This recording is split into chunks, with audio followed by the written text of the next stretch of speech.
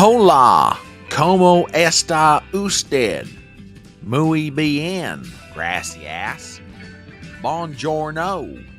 Or otherwise, hi, how are you doing out there in internet land? My name is Brian Trippett. I am the Front Porch Conservative. Welcome to Front Porch Brunch, this thing we do on the weekends when we get together and we talk about the news. And oh, baby, have I got a string of tabs up here chock full of things that we can get into. Some provided by this gracious audience that I have the opportunity to talk to every day. Some found by your humble host. But all of it put together for the benefit of everyone out there who wants to try and keep up with what the heck is going on in the world, and more importantly, give their opinion about it. Guten Morgen, Fairchild. Okay, all right. Okay. Woohoo! There you go. Yeah, Morgan's still looking pretty good for her seasoned status. I will give her that. Anyway, we are on Rumble, we are on Twitter, and we are on that quaint little alternative social media platform known as YouTube. So please, if you haven't done it yet, number one, share the link around, call up a friend, get them on the phone, send them a text, send them an email, send them a carrier pigeon. I don't care how you do it, but share the link. Tell your friends to get in here. Let's have some fun on a Saturday morning as we hang out together. Also, if you wouldn't mind, leave some comments in the chat. Also, hit the thumbs up. There's this funny little man on the internet called Mr. Algorithm, and he really loves it when you do those sort of things. Kind of helps boost the promotion of these channels. And finally, if you're not subscribed to my channel, first of all, what the heck is the matter with you? Second of all, go ahead and do it. You know you want to. You'll feel better because of it. And otherwise, you got to make it happen, man. It just takes a simple click. So please do that for me if you would not mind. Glad to have y'all here this morning. Again, my name is Brian Trippett. I am the Front Porch Conservative, and this is Front Porch Brunch. We are on Rumble, we are on Twitter, and we are on YouTube. So we're glad to have you guys here this morning. Oh, goodness, have I got a bunch of stuff lined up this morning for us to talk about. Let's see who all's in the house. I know Gypsy's here. I know Robert's here. And Ruben's in saying unpronounceable word number 1, unpronounceable word number 2, and unpronounceable word number 3. I'm not a Russian asset. Trust me, bro. Ruben, I'll take your word for it. I've always considered you to be a man of international mystery, but, you know, the fact you're talking Russian, I got a little worried here. I ain't gonna lie. Yeah, Russia in the houses. That's right. Oh, my goodness. So glad to have you guys here this morning. I was not able to advertise this morning's stream yesterday the way I really wanted to. I had a whole bunch of things going on yesterday evening, and I guess part of them serve as my public service announcement.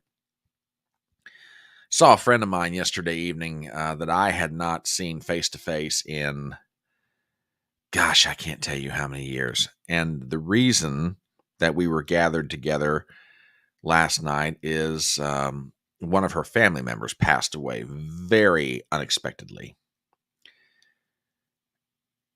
And I knew him. It was one of her relatives. We'd met before on a few occasions. Real nice gentleman. And I guess my public service announcement is this. Look, you only get one family in this life. And they may drive you crazy. And don't get me wrong, I know everybody's circumstances are different. So I say I understand the caveat of that with the statement I'm about to make. Tell them you love them, because you just don't know how long you're going to have them around. The circumstances behind this gentleman's death, he did everything he otherwise normally would. To look at him, you wouldn't know anything was wrong. And one evening, he was engaging in some physical activity at his house. He told his wife, honey, you need to get me to the hospital. My chest is hurting. And before the ambulance could get there, he was gone. Wife tried to revive him, did everything she knew how to do and should do, and he was just gone. And now I've got an old friend who is dealing with everything that goes along with the passing of a loved one. And there's no good way to deal with that. I don't care how well prepared you are. I don't care how strong you are. I don't care anything else. There's no good way to deal with that. So without naming any names, dear, if you happen to see this later, I'm praying for you and your family. And, like I said, we hadn't seen each other face to face in a very long time. And I was very glad to get over to the visitation. So with that, all right, that's my PSA for the morning. Let's get into some stuff that's fun and amusing and everything else. The Merry Memes section of Front Porch Brunch, which I tell you what, you meme makers out there, all y'all crazy meme, you mad lads and mad lasses. I love y'all. Y'all are just absolutely great. Good morning, all. Yeah. Good morning. Oh, Ruben, I'm sorry about this. Yeah.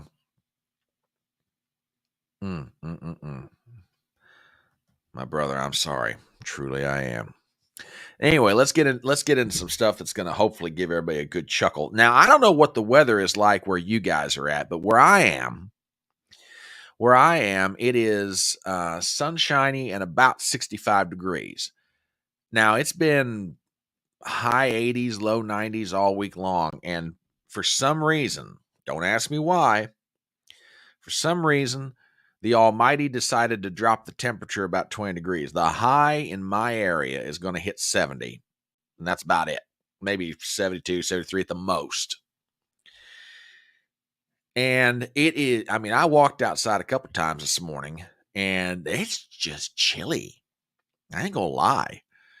Now, with that said, you know what this time of year usually means, right? How many of y'all out there have got you some friends that are all about the pumpkin spice? Okay. Man, calendar rolls over to September and they just turn into like pumpkin spice, pumpkin spice, pumpkin spice. I get pumpkins. I get to use pumpkin spice. I get to use pumpkin spice. Okay. Well, just remember one thing. Go on. Go ahead. Say pumpkin spice just one more time. We dare you. Okay. All right. Just saying. Go on and say it. And Rhonda, I'm joking about this. I love you. I absolutely love you. But y'all pumpkin spice people, y'all just like, yeah. So, okay. What is everybody's weather doing right now? Oh, well, so you got the same temperature I do, but you got rain. Okay. Let's see. What else have we got here? Okay. All right. Well, now that makes sense given it's Lake Michigan. That I understand. Yeah, they are all about the Halloween. Calendar rolls over to September. They're like, when's Halloween getting here? How many more days we got till Halloween? Mm-hmm. Yeah, I know. They can do pumpkin spice. Yeah, pumpkin spice can be done but there's something about this time of the year and the fall. Pumpkin spice people go 7 kinds of crazy. Yeah, it's just, don't get me wrong. I love y'all. Glad you like your pumpkin spice, but some of y'all out there just need to just cool it. Look, when people are making memes like this, we need you folks that are all about the pumpkin spice to be about some self-reflection, okay? I saw this, I was like, okay, first of all, that's one of my favorite actresses, Mary Kelly. Second of all, she's portraying one of my favorite characters in all of television, Beth Dutton. And third, the language of this meme is glorious. Okay. Absolutely glorious. All right. I will check that out, sir. Let's see. All right. What else have we? Let me take a look at what Ruben sent me. Hang on a minute. Give me a second here, folks. Do.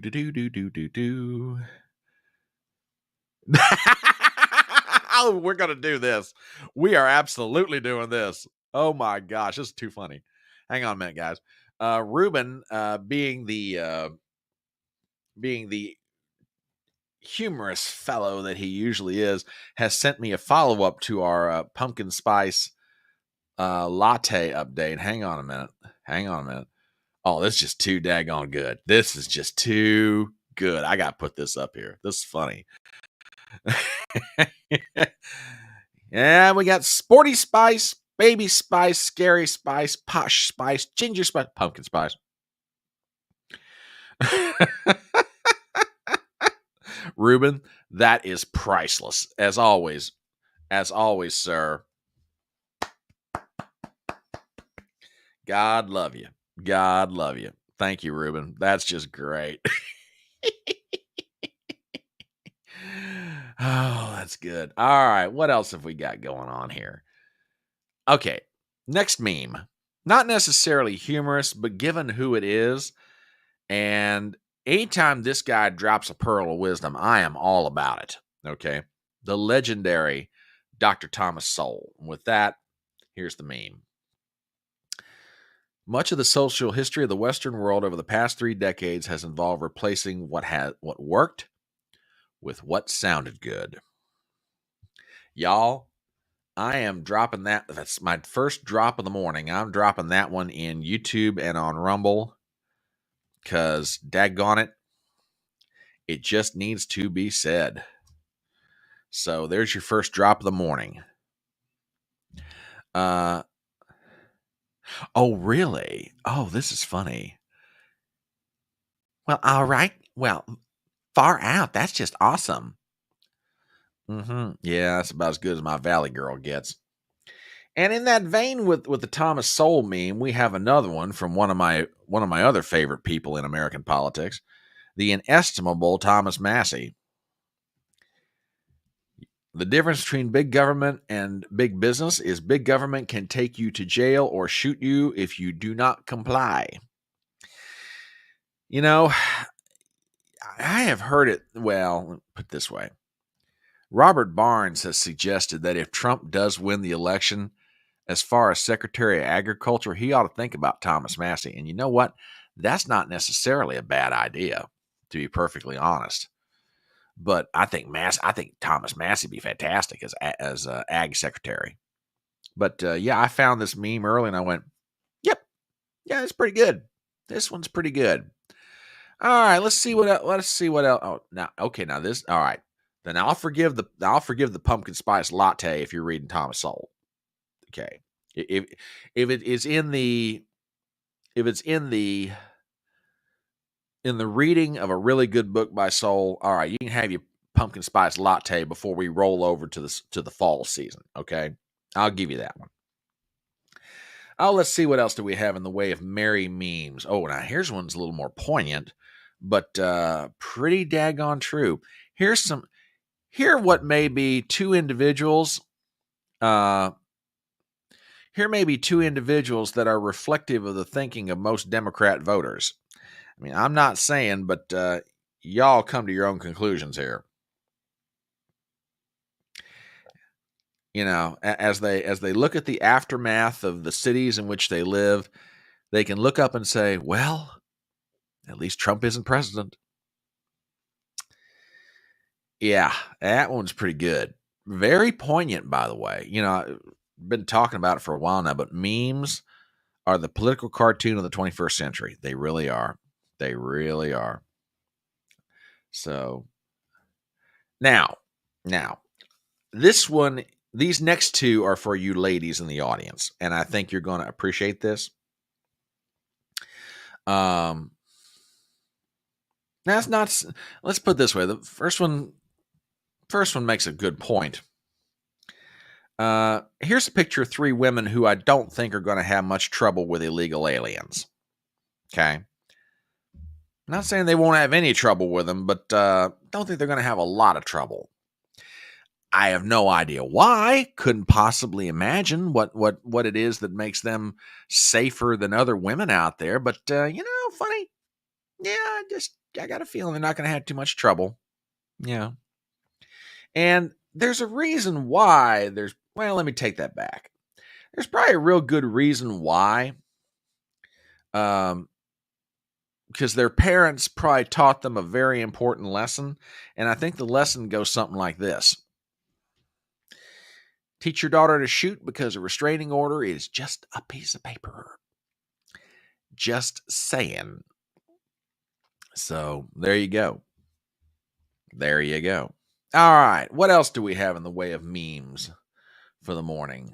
What else is? Oh, by the way, y'all heard about Hunter Biden's guilty plea in the we're gonna get to that, Ruben. We're gonna get to that. It might be a little bit later in the show, but we're gonna get to that. Y'all heard about Hunter Biden's guilty plea in his tax evasion case out in California, right?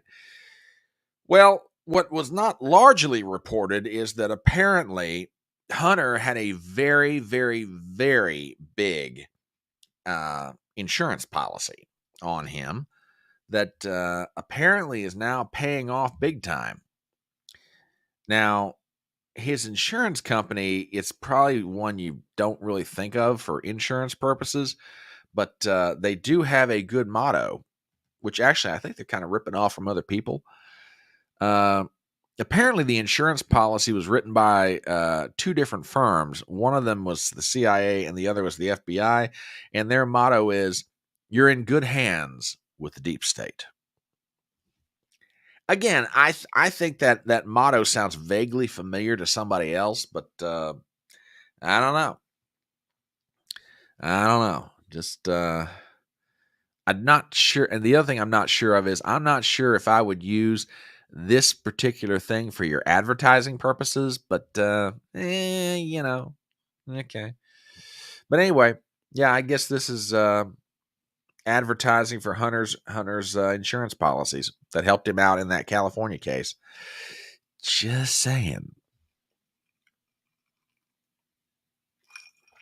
All right, what else have we got by way of memes this morning? Oh, y'all sent me this. I'd found it too, but this is just great. Apparently, Elizabeth Warren is trying to find a way to really inject herself into the 2024 campaign on behalf of Kamala Harris and help out, and she's really starting to trash talk.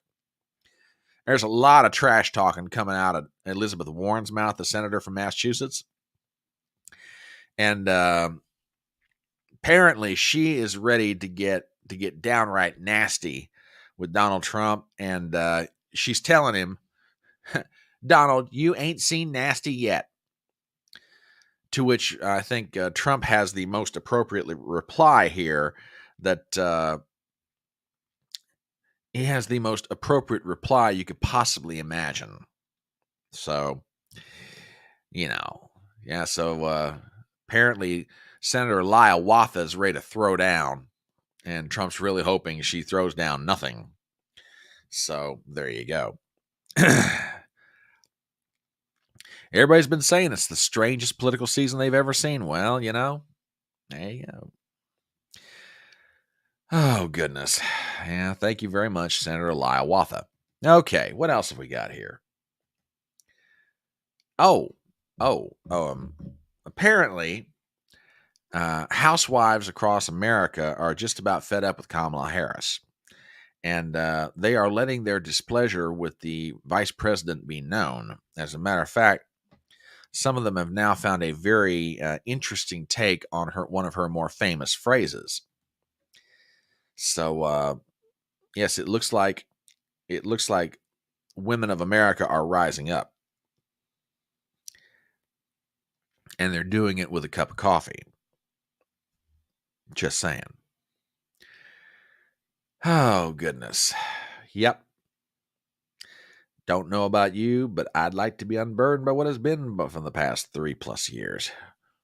Sister, wouldn't we all? Oh, my goodness. All right. What else have we got out here? Okay. This one's great. And it's the meme that will lead into our first topic of the morning. And this is just great. This one's just absolutely great. I will put this up here for your benefit. Oh, you almost had me that time, but you gotta be quicker than that.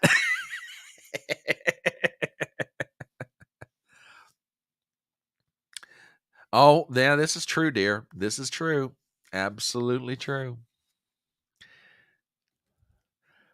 Now, you look at this and you say to yourself, all right, front porch, where are you going with this? Well, as I say, this meme sort of sets up our first story of the morning, and I'm sure by now you guys have already heard about this.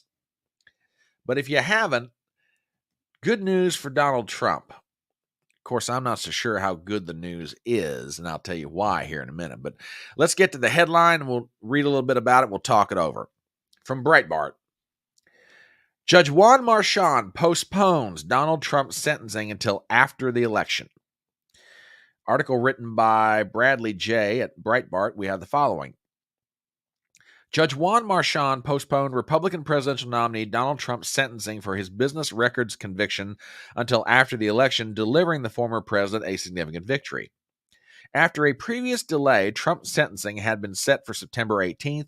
Marchand now pushed the sentencing date further to November 26th. Trump requested the delay to attain more time to challenge the conviction. This is not Manhattan District Attorney Alvin Bragg's first setback after successfully convicting Trump on 34 counts in May. After a Supreme Court ruling in July that said that presidents enjoy presidential immunity for official acts, Trump has requested Marchand throw out his conviction, prompting the initial sentencing delay. Trump has also attacked Marchand for profiting financially from his prosecution. The House Judiciary Committee has subpoenaed his daughter, Lauren Marchand, for all documents related to her company's work for Democrat campaigns, including the Biden-Harris campaign, which has attacked Trump for his legal battles, including those inside Marchand's courtroom. Okay. Yeah, see, okay. I'm kind of like y'all on this one. This is not a good thing. And that was my very first reaction. Yeah. Well, there's that, but here's the other thing that I'm worried about. And it depends on how the Democrats play this, but I could almost see what I'm about to describe actually happening. Okay. So Marchand delays the sentencing until late November. Y'all know what this sets up, right? Kamala Harris and the Democrats and the media are going to start trying to guilt shame the American people into not voting for Trump. And here's the argument that they're going to make. How can you possibly vote for this guy? I mean, look, if you vote for him and he wins the election and Marchand sentences him to jail, then what are we going to do as a country? Or something along those lines. They're going to make it, they're going to try to shame the American people into not voting for Trump because they're going to say you're wasting your vote and it's going to totally upend our American system of governments, which frankly I think ought to be upended on so many different levels. But you get where I'm going with this. Okay? Yeah, exactly. The only way this helps is if in the interim they can get this to a federal court and the federal court says, yeah, on the basis of, and I mean beyond the Second Circuit, this is going to have to probably go up to somebody higher up because the circuit in which this would wind up going, I'm not so sure they would stay the conviction.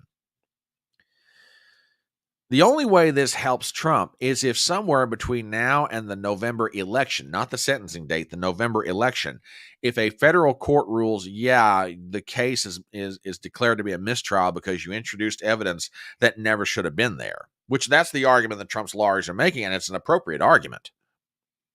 It's an absolutely appropriate argument. What they did with the introduction of some of the evidence that they provided was, in the end, in violation of the Supreme Court's ruling in July. Now you've got to get a federal court to make that stick, which frankly they should. But have you got the time to make it happen? And will any federal court actually do it? We'll see. Now, if Trump gets that, then this delay is perfect. It just absolutely totally neutralizes the whole Democrat. He's a convicted felon. He was found guilty by a jury of his peers.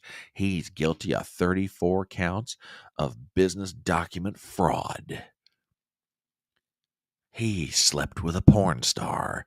He tried to cover it up. He paid money to make a story go away. No, we're not doing ASMR, but you get my point here, okay? Yeah, and there's nothing that stops Marshawn from saying, "Yeah, you were found on November 26th. Yeah, you were found guilty. We're going to sentence you to 1 year in prison." I just don't think that this is nearly the big victory that everybody thinks it is.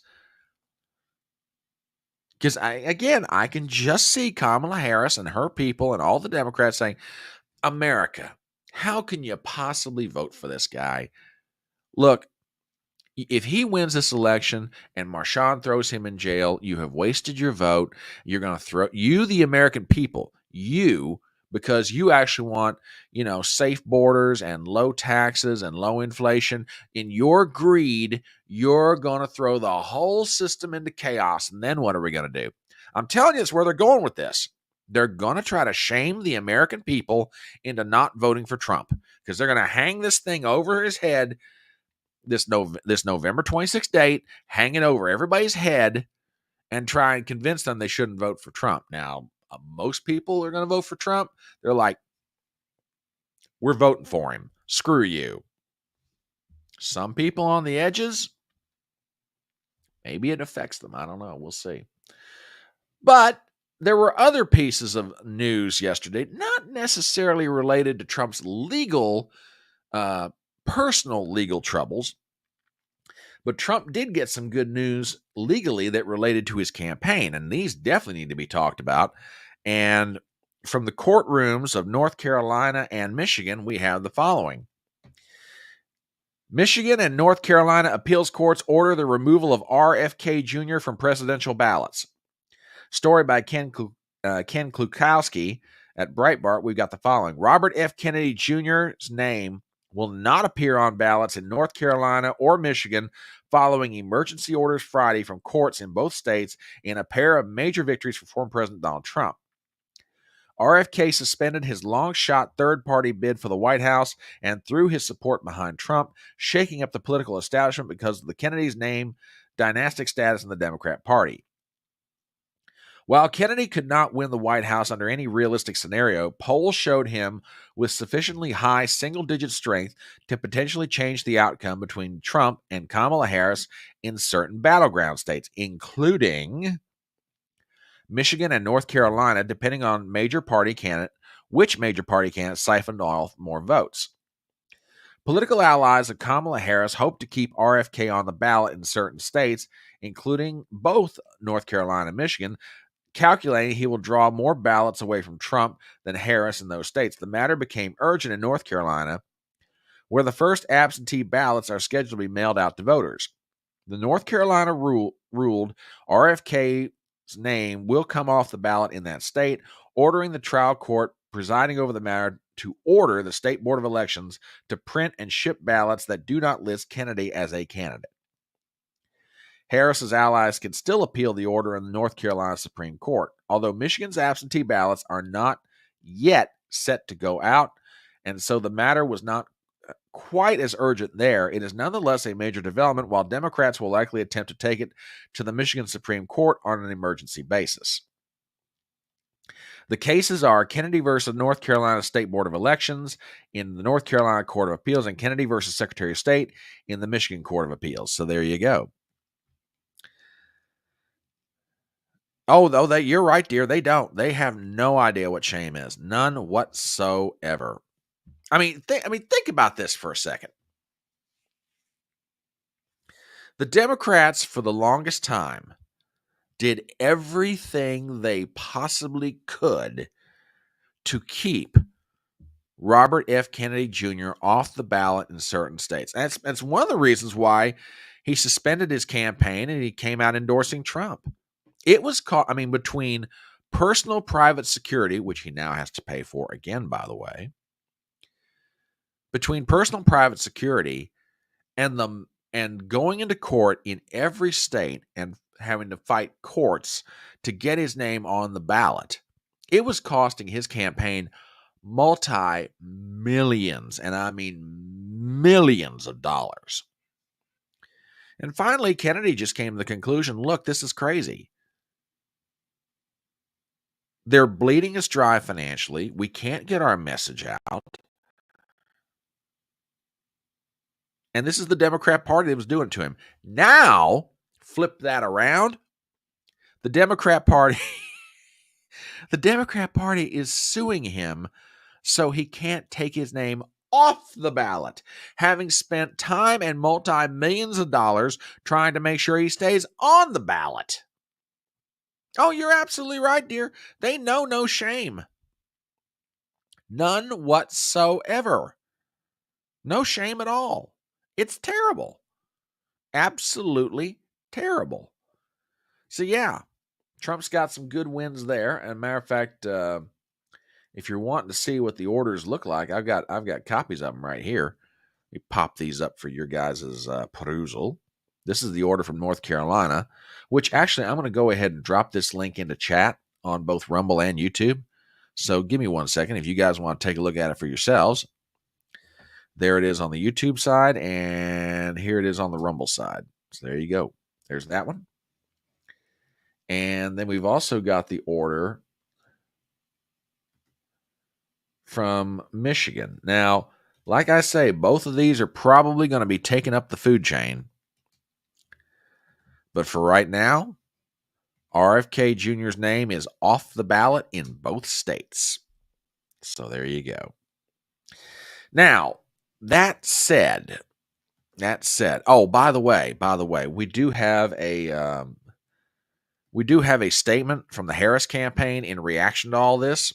Well, maybe statement is not the right word, but we do have a very good look at how they felt about this whole situation. And man, some people are taking it really hard over at the Harris Walls campaign. I mean, they're taking it very, very hard.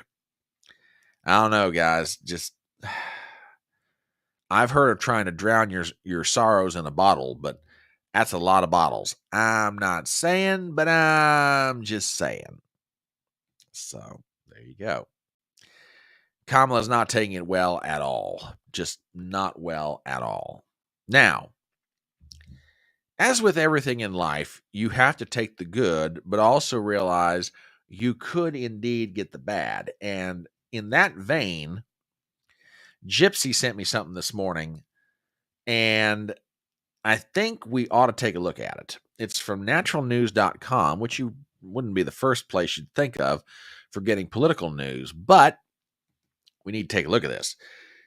Democrats launch a new PAC to block Trump from even questioning the election results, indicating they're going to cheat again. This is an article written by a lady named Belle Carter. I'm not that familiar with her, but, we'll check this thing out. A group called Democracy Defenders, the newest political action committee launched by former staffers of former President Barack Obama, as well as Democrats who moved to impeach former President Donald Trump, has just been established to preemptively legitimize any concerns Republicans may have about election integrity. The group anticipates that Trump and his allies will repeat their large-scale attempts to undermine confidence in the election before November 5th, and then work to overturn election outcomes by challenging ballots and results in courts in the days and weeks after voting. Jim Messina, Obama's 2012 campaign manager, chairs the PAC, which can raise and spend unlimited sums of money. The PAC also includes Norm Eisen, a key figure in the first impeachment attempt against Trump, and T.J. Ducklo, who previously worked for President Joe Biden and Vice President Kamala Harris. Quote, "We are not messing around with this. Too much is on the line, and we have seen what Trump is capable of when he loses an election fair and square," Messina said in a statement. We are going to be stepping up and providing resources directly to state parties and allies on the ground to make sure every American can cast their vote with confidence and without interference. Oh, okay, Messina. Does that mean that you're going to be pushing for voter ID laws in every state? Does that mean you're going to require proof of American citizenship before you're allowed to vote? Does that mean you're going to try and help clean up the voter rolls by eliminating voters who are deceased, or maybe they've had their addresses changed? That's the kind of stuff you're going to do to step up efforts to make sure people can cast their vote with confidence and without interference. Is that the kind of stuff you're going to do? Why do I have a strange feeling the answer to that is no? But anyway, let us continue. While Democrats claim they need to, quote, protect the election from Trump, with Messina saying they won't let Trump undermine the election, Democracy Defenders' launch appears to be a preemptive strike against any attempts to ensure integrity and transparency in the voting process. With an initial $10 million budget, the group is set to bombard the courts and the media with resources to counter any Republican efforts to question the election results, to allow the Harris campaign, especially in down-ballot races, to prioritize the resources for turnout and persuade voters, especially when it comes to paid media. Quote, the threat to American democracy has only grown more intense since Donald Trump encouraged a violent mob to stop the peaceful transfer of power nearly 4 years ago. Trump and his allies are already working to undermine the fundamental right we have as Americans to vote and to have our vote counted fairly, Messina claimed. What a load of horse shit. Oh my God. But I give them this. They're consistent with their message. Absolutely consistent. So, folks, just be advised, if anybody thinks the Democrats are giving up because Comrade Kamala is the candidate, not so much. So just be on the lookout and keep your eyes open. Oh, and by the way, Gypsy, you asked me to do you a favor between now and November 5th. And you know what? I'm going to do it. Now, for those of you, to make sure I'm not being rude to you, my audience, in case you're wondering what favor Gypsy asked of me, well, just to let you guys know, if God forbid our dear friend passes before November the 5th, it is my job to make sure she does not vote for Kamala. And you know what, Gypsy, I accept the responsibility with pride and honor, and I will make sure that you do not vote for Kamala Harris on November the 5th, if God forbid you leave this world before the election. On that, I give you my solemn word. Okay? It's not going to happen. You can be at peace knowing that you're not going to vote for Kamala in this life or the next. Just saying. You're welcome, dear. You're very welcome. What are friends for? All right. Let us shift gears for just a moment. And before we do, let me do a really quick commercial.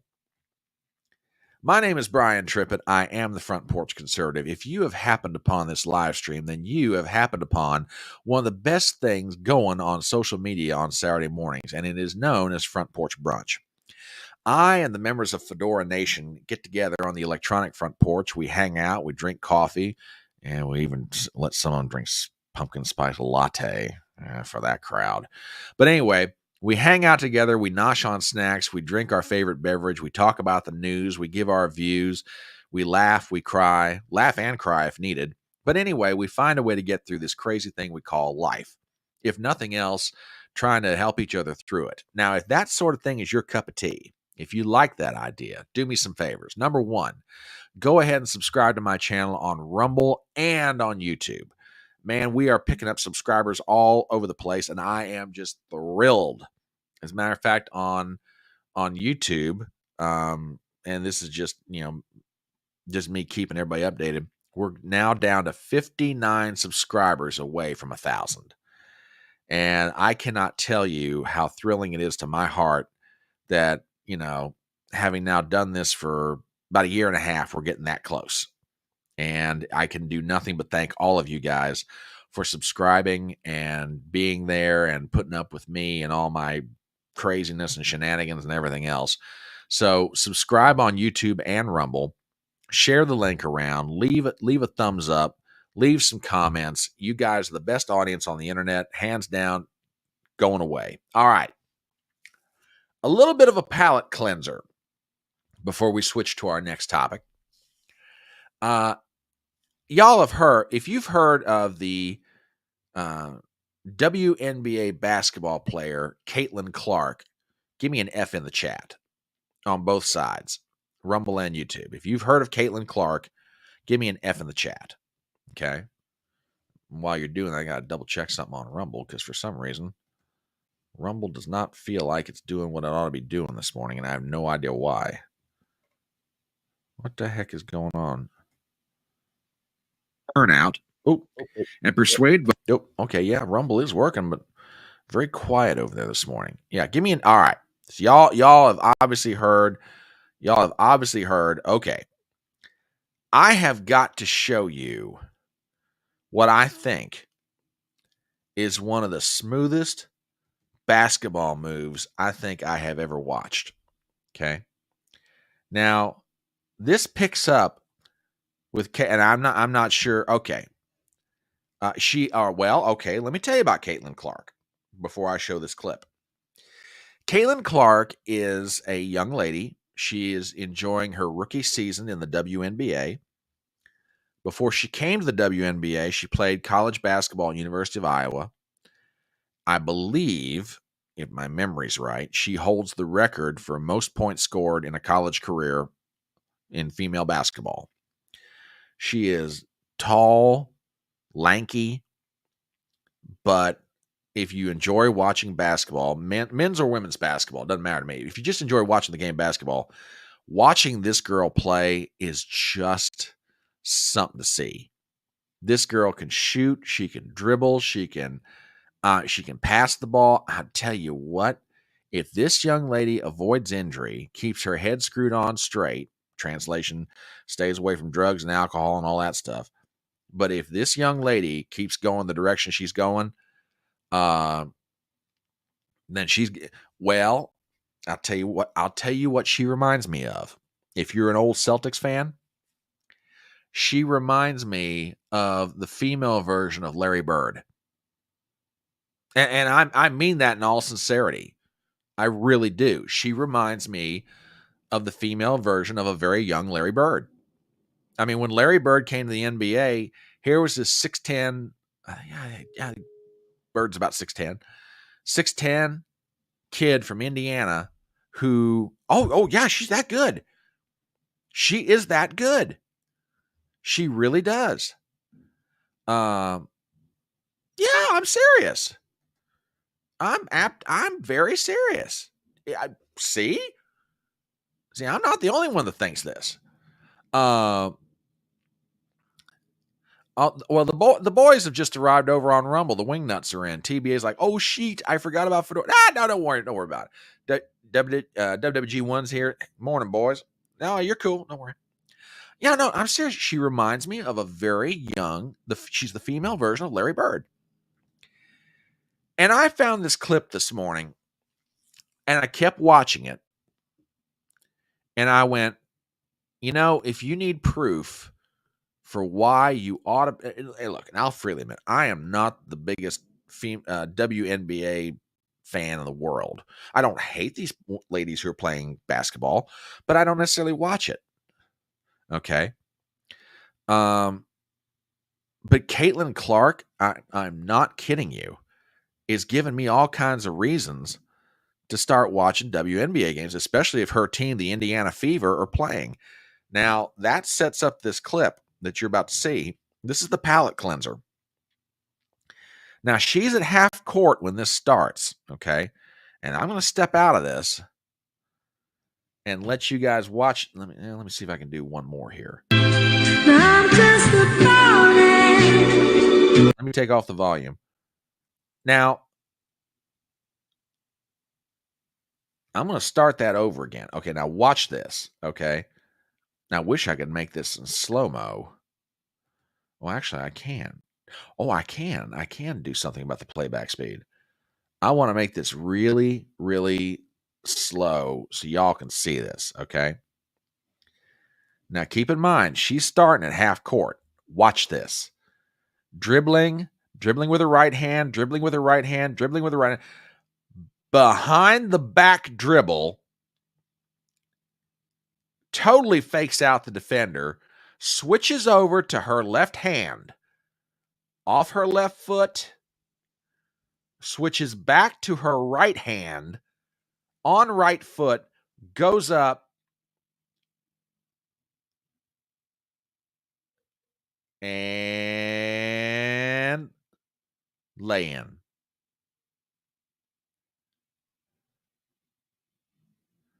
That, I don't care who you are. I don't care who you are. That is got to be, and if y'all want to see it again, let me know. But that's got to be one of the smoothest moves I have ever seen. I don't care if it's man or woman on the basketball court. You're dribbling down with your right hand. You do a behind the back dribble. The defender is totally out of position. You switch to dribbling with your left hand, put it back over in your right, go up for a layup. That is just, and keep in mind, she's tall. I mean, how tall is she? Hang on a minute.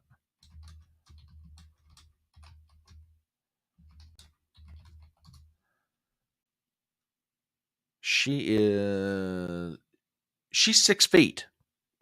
Okay. Girl's 6 feet tall. Yeah. It was extraordinarily smooth. It was probably one of the smoothest moves. You know what? Forget it. I'm putting it back up here again. It's just that good. It really is. Watch this. And again, this is in slow-mo. Right hand, right hand, right hand, right hand, behind the back dribble.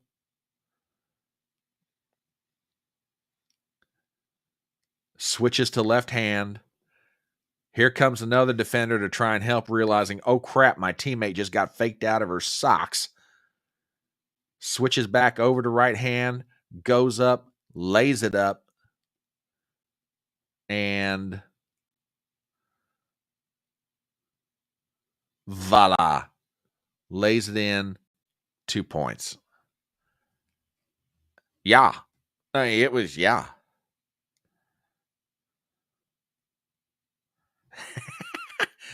You would, Ruben. You would. I have no doubt about that, brother. Yeah, but I mean that had to be one of the smoothest, absolutely smoothest moves, I think. Yeah, TBA's like, that's a Larry Bird maneuver. Yeah. That's a straight up Larry Bird thing. Straight up Larry Bird. I mean, I'm serious about this. If this young lady avoids injury and she keeps her head screwed on straight, no drugs, no alcohol, but she does that, man, the sky's the limit for what she could do. Absolutely.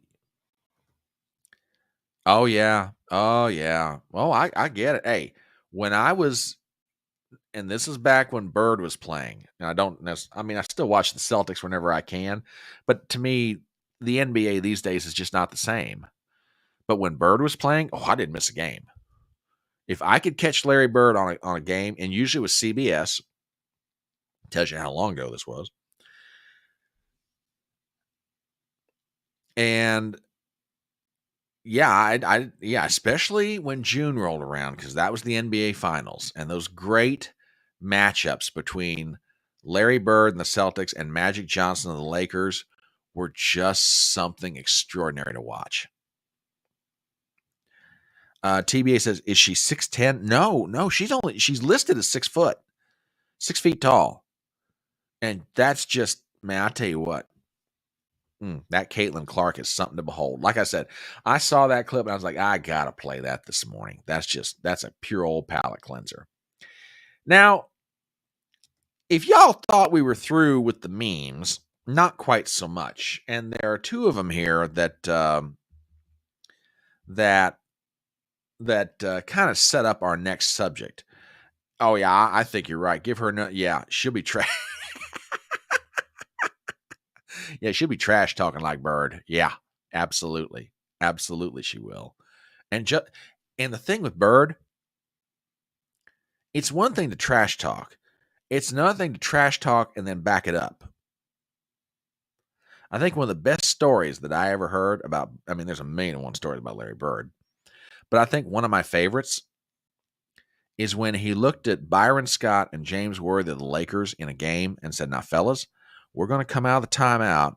I'm going to curl off of this pick, and I'm going to go right over in the corner, shoot a three, and win the game. And James Worthy like, oh, BS, you will. Sure enough, that's exactly what Larry Bird did.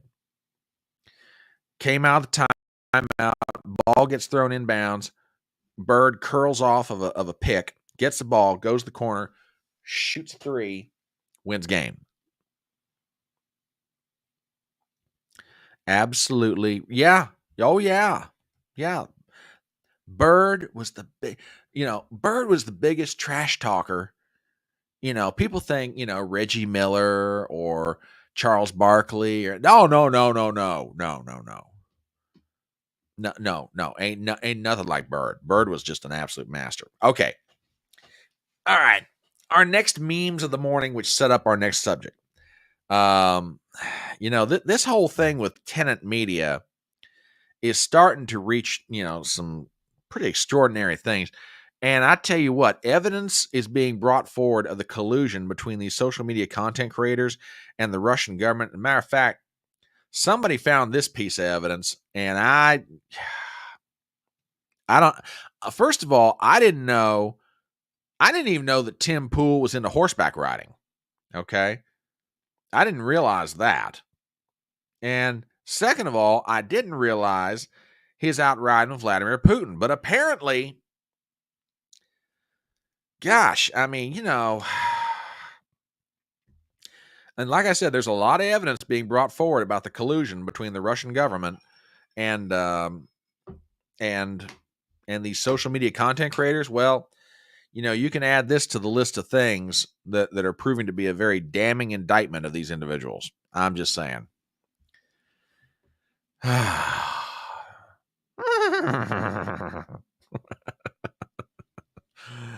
And then there's another one, and this one's pretty good too. For all you Austin Powers fans out there, this one's for you. Just saying.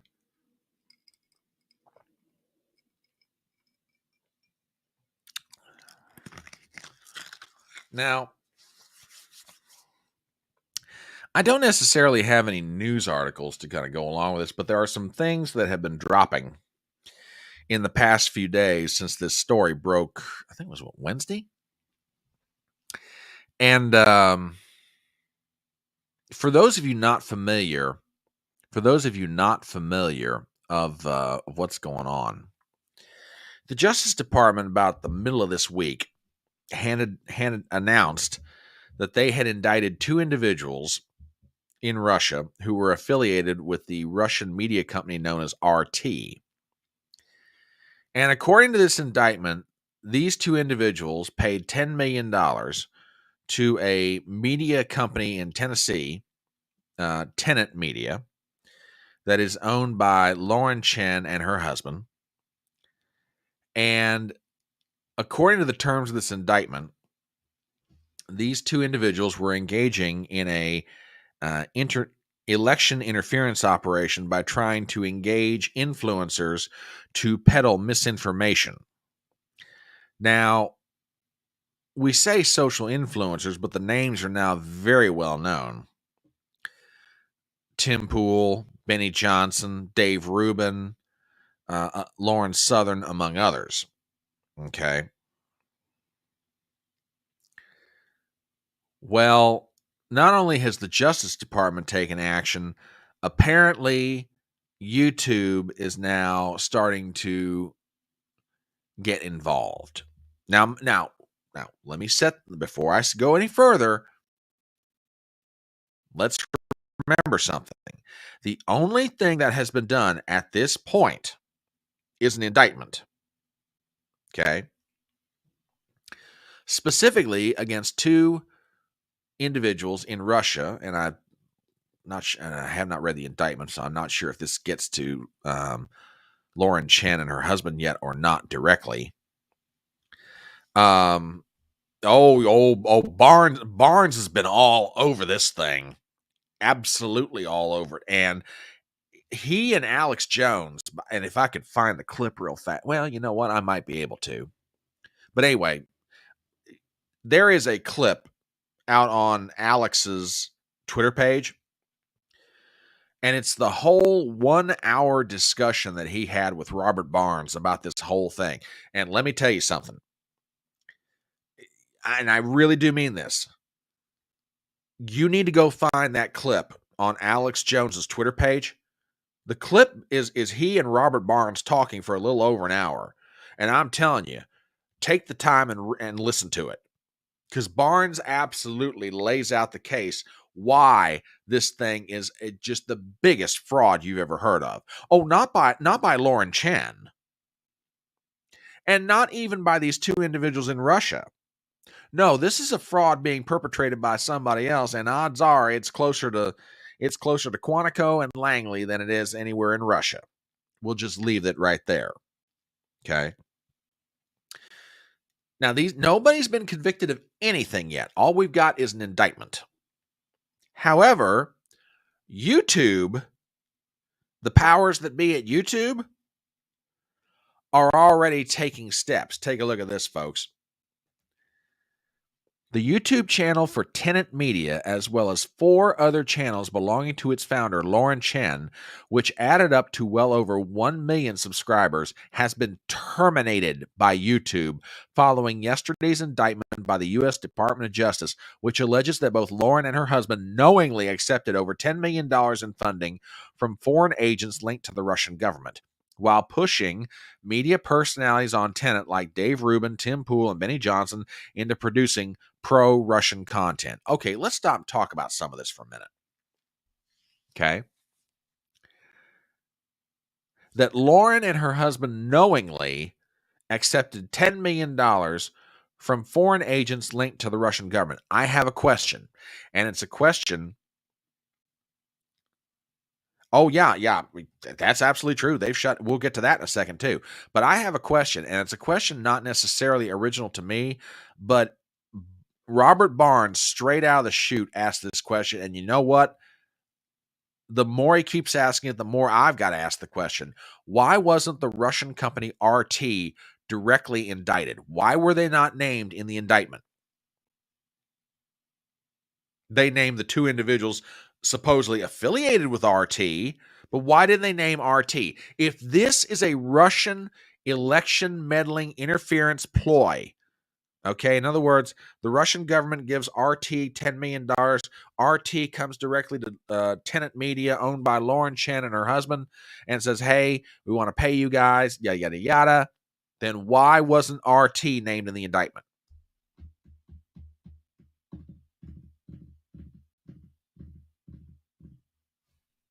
Why?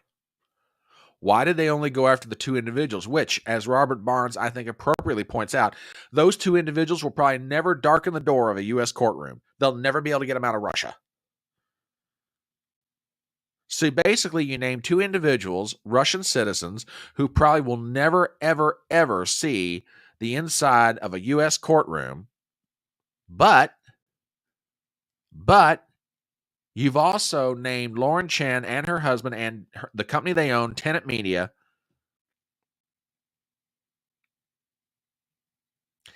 And now YouTube has apparently got on their high horse and they're shutting people's channels down. And when I say people, this isn't confined to Tenet Media and Lauren Chen, and I'll get to that in a minute. Oh, and this is a really good point. And this is something Barnes pointed out the other day, and I need to bring it to y'all's attention. The last time this was tried, or let me rephrase that, the first time this was tried was when Robert Mueller, Russiagate, remember all that stuff? Well, there's a little factoid inside that whole story a lot of people are forgetting. In that indictment, Robert Mueller did indeed cite a Russian company claiming they were involved in election interference. Okay? Well, guess what they did? That Russian company that was named in Robert Mueller's indictment in the very first supposed Russia election interference scandal, they said, okay, we're going to call your bluff. We want this in a courtroom and we demand discovery. Open up the books on everything. And almost immediately, the indictment against that company got dropped. So whoever's involved in this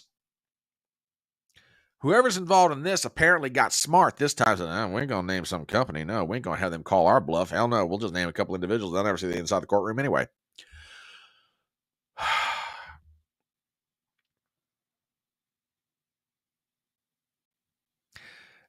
Now, a little bit more about this tweet, okay? Lauren and her husband knowingly accepted over $10 million in funding from the Russian government and pushing media personalities on Tenet, including Rubin, Poole, and Johnson, into producing pro-Russian content. I have a question for anybody out in the audience right now. Can somebody please name me a piece of pro-Russia content? No, and again, I am not trying to be belligerent. I'm not trying to bait anybody here. Nothing like that. I'm serious. What pro-Russian content did Tim Poole, Benny Johnson, or Dave Rubin seem to produce? I don't know. Can the Justice Department cite me some examples? What was it? TBA over on Rumble says the point wasn't to get the Tenet owners out of Russia. It was to get rid of truth tellers on YouTube. Bingo! Ding, ding, ding, ding. He's right on the nose, folks.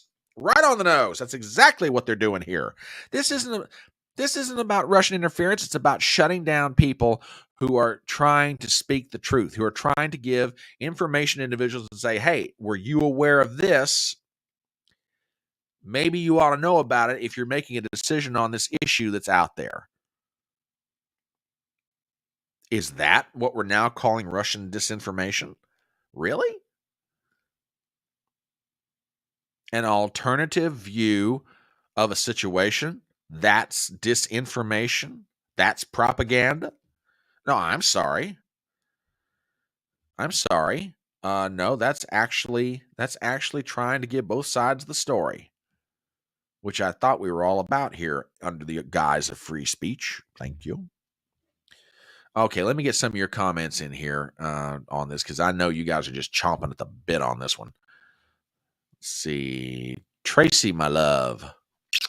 Good morning. By the way, please subscribe to this woman's channel. It's currently under the name Keto and Crime, but she's about to change it to X Marks the Spot. So yes, go out to her channel and absolutely check her out. She is absolutely worthy of your sub if you're not subscribed to her already. Not sure how much Lauren knew, but shutting down channels, including movie channel. Yes, indeed. It's like if you sue happy people, you go after either the easiest target or the most money. In this case, it was the softest target. Yeah. Yeah. And Ruben, I think you're absolutely right. Brother. Tracy says, but BBC and Al Jazeera operates and funds channels like the Young Turks. What's the... Exactly. And this is the point Robert Barnes was making off the jump on this thing. And the point's valid. Okay. Carlos Slim is the biggest stockholder of the New York Times. Carlos Slim is a Mexican citizen. Are we now prepared? I mean, if we're going to follow the logic of this thing out to its conclusion, then Carlos Slim is in violation of the Foreign Agents Registration Act, and the New York Times is being used as a tool for disinformation on the part of the Mexican government. Are we prepared to say that? Are we prepared to say that the Young Turks, Cenk Uygur, Anna Kasparian, that whole crowd over there, are we prepared to say that they're being used for disinformation because governments in the Middle East or in Great Britain are funding their operation? Are they supposedly just as guilty by association as Tim Poole or Benny Johnson or Lauren Southern or any of these folks? When are we going to start investigating the Young Turks? Not that I want to see it happen, by the way. I may not agree with their ideology or their politics. But look, this has nothing to do with Russian disinformation. This has to do with shutting down free speech. Yes, YouTube, I said this has to do with shutting down free speech, which, by the way, you guys at YouTube are engaging in. I thought we still believed in this country and you're innocent until you're proven guilty. Apparently not so much with the overlords of YouTube. Yeah, come at me. Come at me for this one. Yep. Gypsy, I absolutely agree with you. I absolutely agree.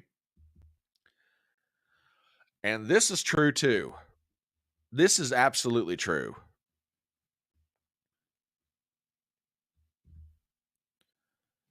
Yep. Yep. Yeah. I tell you what, I have said before and I'll say again, I have the smartest audience on the internet and y'all are proving it right now.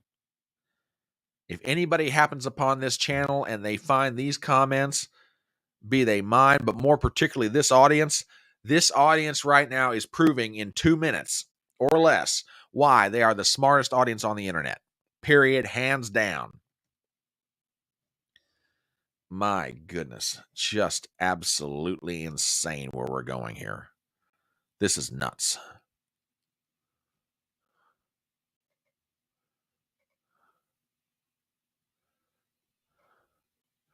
Absolutely insane. Oh, Ruben, I saw what you just sent me, brother. I will work that in because that definitely ought to be talked about.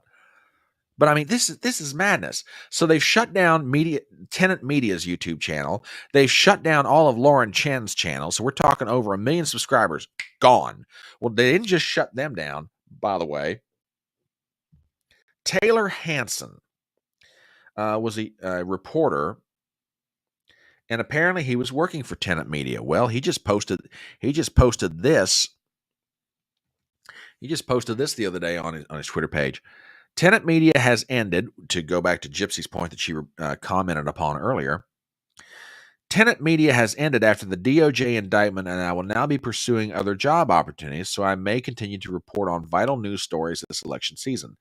If you'd like to independently fund my work or think it'd fit well at another source, let me know. All help will be greatly appreciated during this transition period. Hoping to be back on the ground, providing y'all with breaking news as soon as possible. Okay, it's decent to the kid. Well, the kid now just has one slight little problem in his ability to do that. YouTube shut down his channel. That's right, folks. They went after Tenet Media, they went after Lauren Chen, and now they're going after this guy.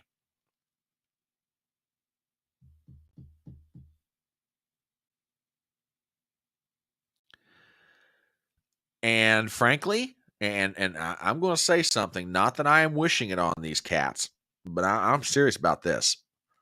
Benny, look, Benny Johnson, Tim Pool, Dave Rubin. Look, I know you're big boys in the social media world. And I know that you got lawyers and teams of people that are helping you out. I don't dispute any of this.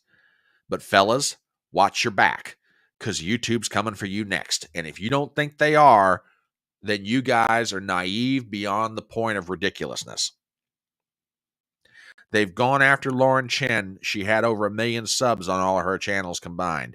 They went after this poor young man. They've shut down his channel now.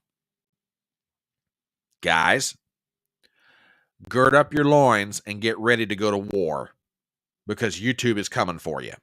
Now, in Benny's case, he's been working on his Rumble channel, making it as strong as it possibly can. Ruben is big on locals, so he's got that action going, which locals and Rumble are tied together like this. Tim, on the other hand, and again, I'm not worried about Tim Pool in one financial sense, but Tim Pool is almost exclusively on YouTube. Okay? And again, his choice, his business model, I understand. But I'm telling you right now, if they shut down Tim Pool's channels, YouTube, I mean, well, he does have his own site, but now How that's going to work, I have no idea. But I'm just saying, if they shut down Tim Pool's channels, that boy's going to hurt for a little while. And maybe he won't. I don't know his business model or his business dealings. I'm just saying, you know, all you guys, Tim, Benny, Dave, Lauren Southern, all of you, just whatever you got to do, get ready to start doing it, because I'm telling you, it ain't going to be long before YouTube comes after you.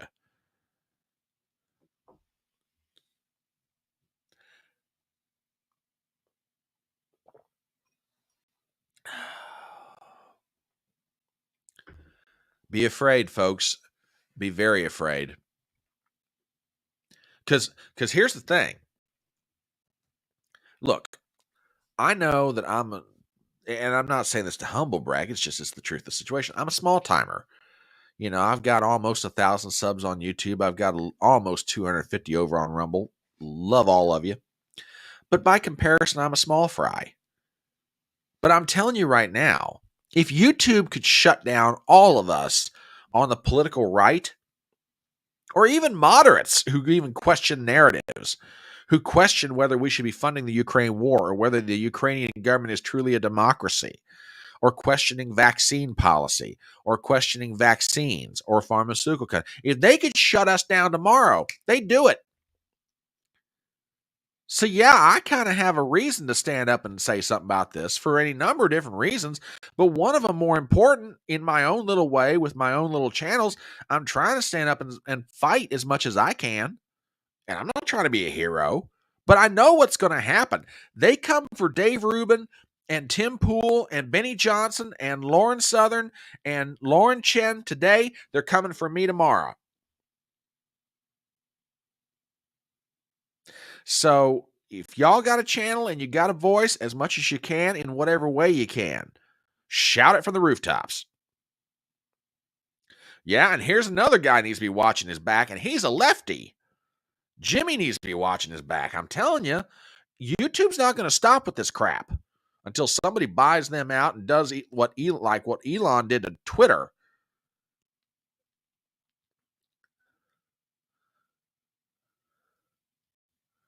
You know, well, yeah, he probably does, but there's a lot of things he's working on right now, so who knows?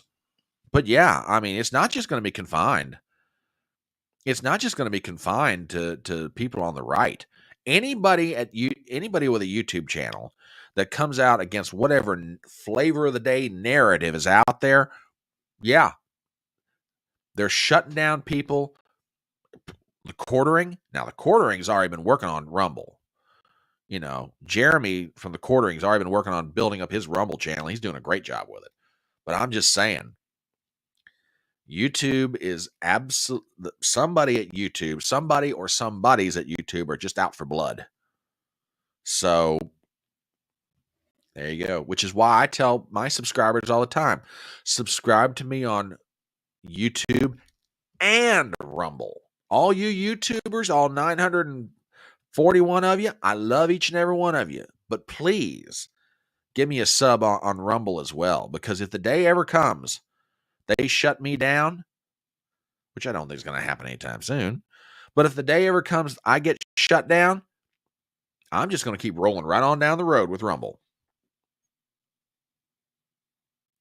Yeah, I agree, and I think that's the biggest holdup right now for a lot of big time YouTubers.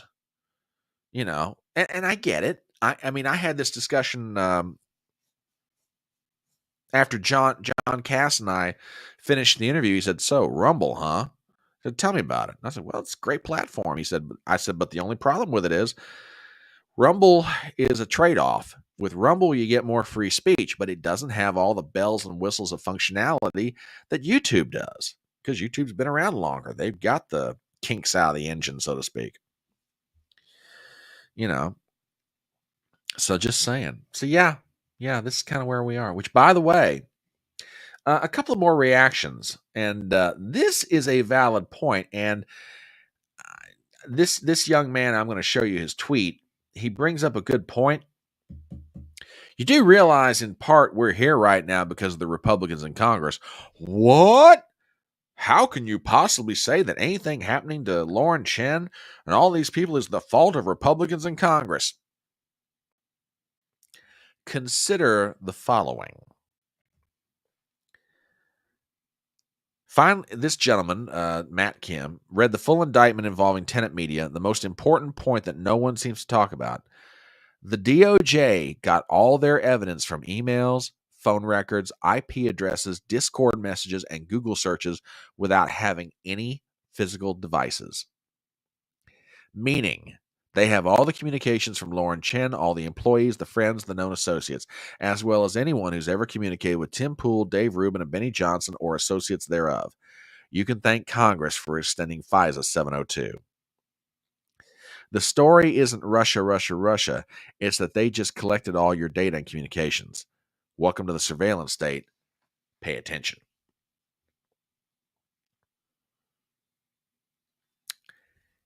This young man has a very valid point. Very valid point. WWG1 says over on Rumble, this is the same crap they pulled just before the 2020 election. Yep. And you know what? I cannot disagree with this assessment in the slightest. And this young man has a perfectly valid point. Congress just recently extended FISA 702. The Justice Department does not have one physical device in their possession, and they were able to get everything they need to do what they're doing. TBA over on Rumble says, now is not the time to be afraid. Now is the time to fight back and defend our First Amendment rights. Amen, brother. Amen. First they came for this. Yeah, I know the quote you're referring to. I know the quote you are absolutely referring to. You got it. You got it. Then they came for me, and there was nobody left to say anything. Oh, dear, oh, dear, oh, dear. Oh, by the way, folks,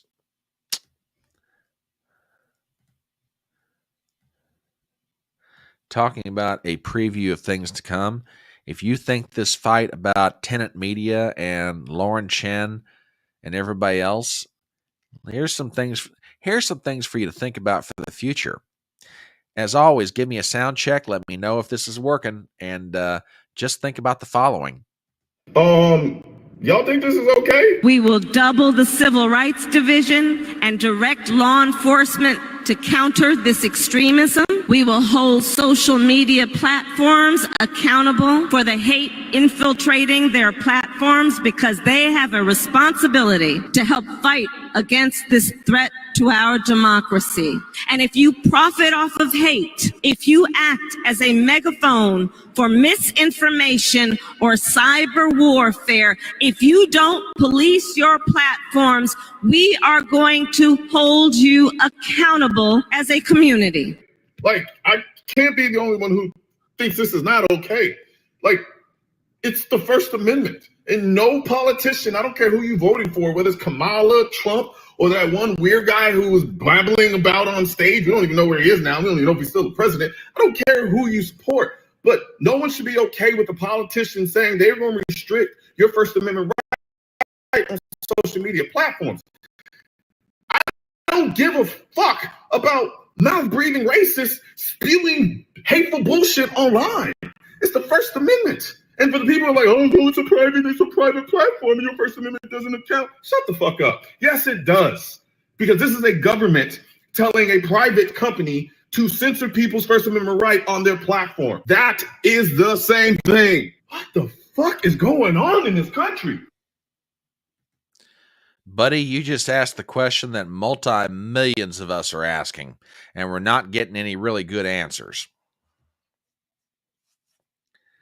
Well, I don't know if Kamala's speaking with a German accent, but she's definitely speaking with German attitude. From the 1930s. Fascist. Oh, jeez. Yeah, well.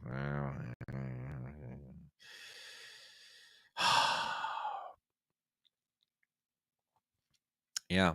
So, a sign of things to come, ladies and gentlemen. It's just keep your eyes open, be watchful, prayerful, and by God, let's go vote. Okay. We have now, what is it now? Oh, it's 11:50. Okay. We have hit that section of the show and called HodgePodge Stew. And boy, have we got a ton of stuff for HodgePodge. But before we get to that, let me do a real quick commercial, and then we'll move things along. As the Jersey policeman said to the Hereford driver, "Will you please move that herd along?" There you go. Oh yeah, I agree with you, Gypsy. It is terrifying. It is. Which I tell you what, I'd love to sit down with Sargon, Carl Benjamin, aka Sargon of Akkad, the boys from the Lotus Eaters podcast. I'd love to sit down with those cats and have a conversation. Because man, we've never met, we've never talked to each other, but for reasons of nationality and heritage, I feel kinship to them and to all the freedom-loving people over in Great Britain. And right now, man, it's time to link up arms, be it across the water or wherever we find ourselves. But I'd love to sit down and talk to Carl Benjamin and all the boys from the Lotus Eaters podcast. But let me do a real quick commercial before we move on. My name is Brian Tripp, and I am the Front Porch Conservative. This is something we do on Saturday mornings on my channel called Front Porch Brunch. We get together and give our views on the news. And boy, have we got views about the news, and we got news about the news. So if that sort of thing is your cup of tea or your draft of beer or your brand of whiskey or whatever it is you put in your glass, then why don't you join us on Saturday mornings? And the best way you can do that, join my channel on YouTube and Rumble. Hit the bell for notifications. That way, every time I'm doing something, you guys are going to find out about it. Hit the thumbs up, leave some comments, share the video around, but subscribe whenever and altogether possible. So, here's some more cats that I need to talk to at some point. Trigonometry. That'd be a good one. Yeah.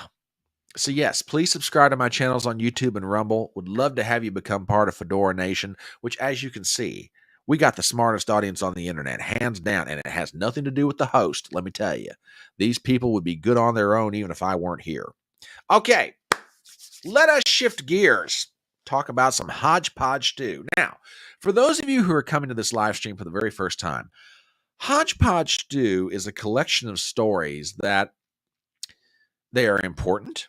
They're being talked about, but maybe because of whatever they are, they're not quite reaching the top of the internet search that one does for news of the day. All right.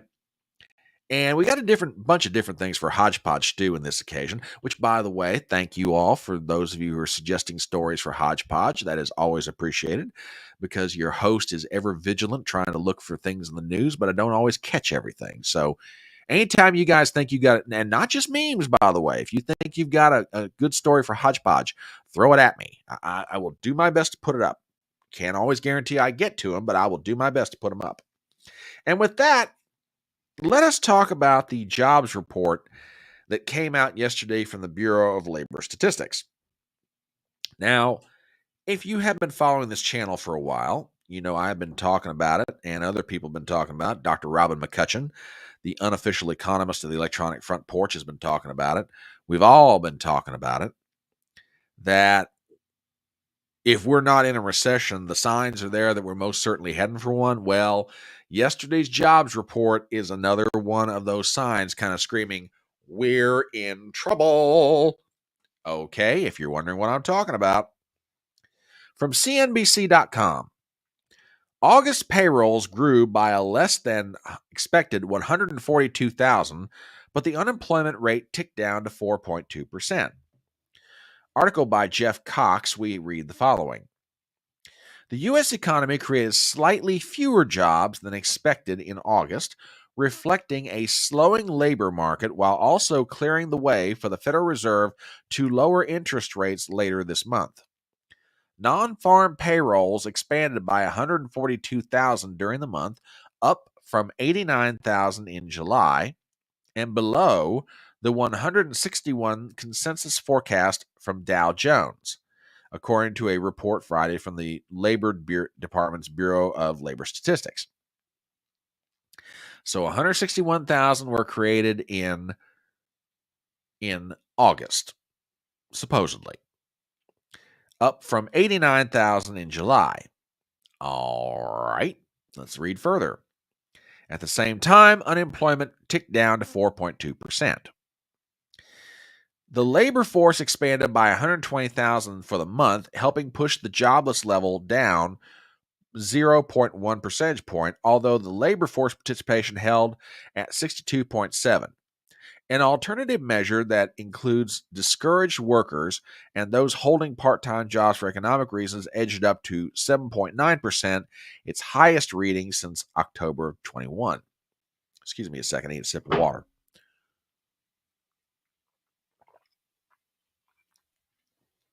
Thank you. Hold on. There we go. The household survey, which is used to calculate the unemployment rate and is often more volatile than the survey of establishments, showed employment growth of 168,000. The balance, though, tilted toward part-time employment, which increased by 527,000, while full-time fell by 438,000. Markets showed little initial reaction to the data, with stock futures holding negative and Treasury yields also lower. Now, listen to this next paragraph. While the August numbers were close to expectations, the previous 2 months saw a substantial downward revision. The BLS cut July by 25,000, while June fell to 118. All right, now think about this for a second. Okay. We only had, what was it, 86 or 89,000? 89,000 in July. Okay. We just dropped that by 25,000. Now, if I'm interpreting all this correctly, that means in reality, the American economy only created 64,000 jobs in the month of July. Okay. And June, the final number after 2 months, the final number is in at 118,000, a complete downward revision of 61,000 jobs. Quote, I don't like this a whole lot. It's not a disaster, but it's below expectations on the headline. And what really bothers me is the revision, said Dan North, senior economist for North America at Alliance Trade. Quote, this is certainly going the wrong way. From a sector standpoint, construction led with 34,000 additional jobs. Other substantial gainers include healthcare with 31,000. Social assistance grew by 13. Manufacturing lost 24,000 on the month. Oh, goodness. Now, you read all those statistics, and hang on a second, folks. I need to do something real fast. See if I can make this a little bit better for everybody. Take some of that glare out. Okay, that's a little bit better. So yeah, we've got a horrible jobs report.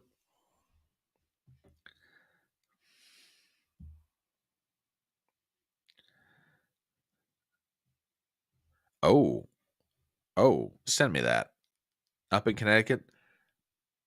Tag me on that one if you haven't done it already.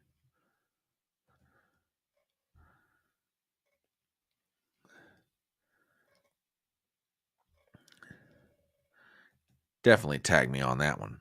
I want to see it. I'm not saying you're wrong. I want to see it. Anyway, we got a horrible jobs report. Oh, but the number was almost consensus. No, it's the revisions downward. We're not creating any jobs. Not really. And wait till you see who's getting the jobs. That's going to piss you off even more. Okay. Now, in moments like this, when I start getting economic data, there's a number of people I start trying to read. And one of them is the inestimable John Carney over at Breitbart. And he's got an article here, and I'm going to go ahead right now and drop this one in chat on YouTube and Rumble. And that way, if you guys want to take a look at it, you can. But it's definitely worth a perusal. Because Carney slices and dices this thing, and the conclusions that he comes to after his examination, they ain't good. And with that, we go to the article. The jobs report was even worse than it seemed, says John Carney. If you squint at the latest jobs report, you might find something to cheer about.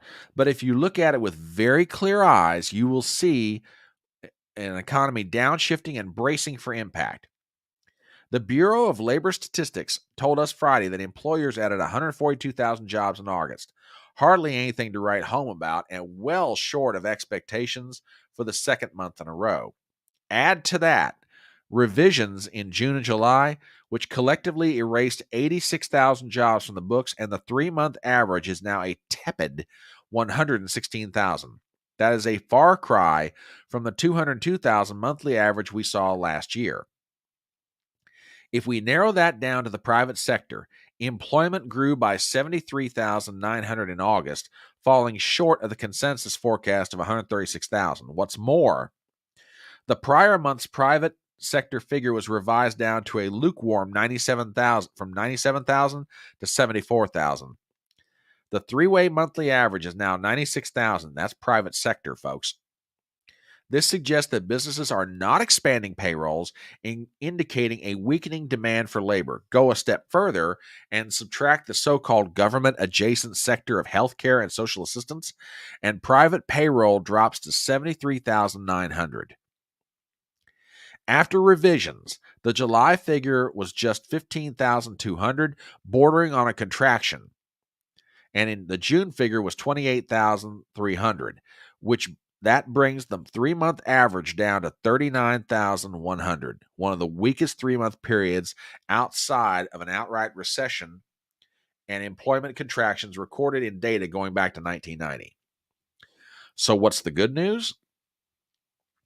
August was not as weak as July or June, so the deterioration of the labor market may not be getting worse. Then again, given the history of large downside revisions, it is very likely that the reported numbers for August are still too high and will likely be revised down. So perhaps things are getting worse and we just don't know it yet. And I'll tell you what, John Carney has an absolutely valid point here, folks.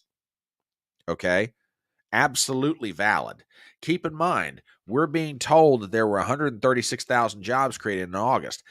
That's before the revisions, which, don't get me wrong. Look, I want the numbers to be revised up, not down. But if history is any indication, that number of 136,000 is going to be revised down. The labor market and employers are getting ready for something bad. They're battening down the hatches. So just keep that in mind. All right. Next paragraph. The unemployment rate fell from 4.3 to 4.2, but that decline is less a sign of strength and more of a rounding error and a statistical quirk. The rise to 4.34% was largely due to temporary layoffs, which cleared up by August, and the actual move was from 4.25%, which was rounded to 4.3, to 4.23%, which was rounded down to 4.2. So all we really got was 0.2 of a percentage point improvement that looks larger due to rounding.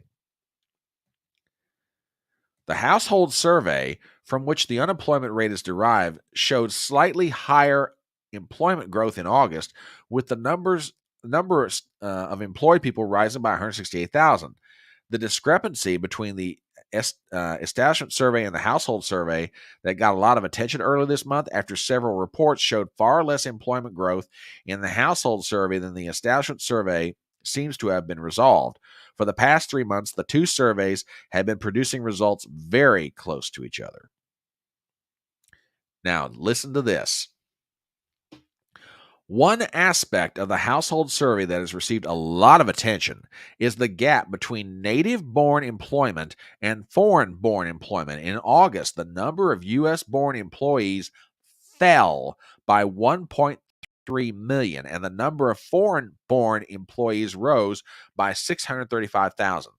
Over the past 12 months, native-born employment has contracted from 131 million to 129.7 million, a loss of 1.3 million natives from the payroll. The number of foreign-born employees has grown from 30.4 million to 31.6, a gain of 1.2 million. This does not mean that close to all the increase in employment has gone to foreign-born workers. Actually, the official numbers may undercount the number of foreign-born employees because the household survey is probably not picking up a lot of newly arrived Biden-Harris border crisis migrants. This is not, however, primarily a sign that foreign workers are taking jobs from Americans. Well, Carney, I disagree with you, but okay, fine. What the government calls civilian non-institutional native population over 16 shrank by 392,000 the past year.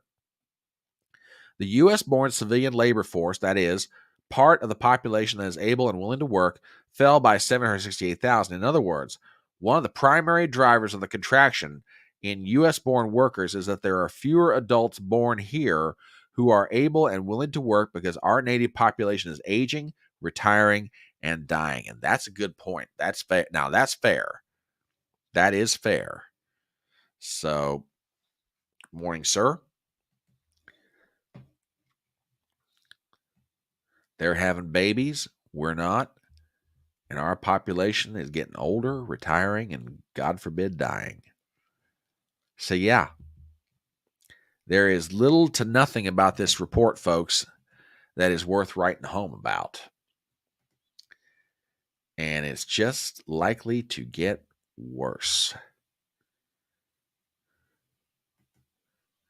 And by the way, for reaction to this, I got two different clips for you. One of them is from CNBC themselves. So check this out. I think we're in the type of recession eventually that comes due to this cycle of higher interest rates, higher inflation, the stress that puts on the consumer eventually hits their savings rates, increases their delinquency rates. That ma'am, no offense. It's already hit our savings rates. It's already hit all of our accounts.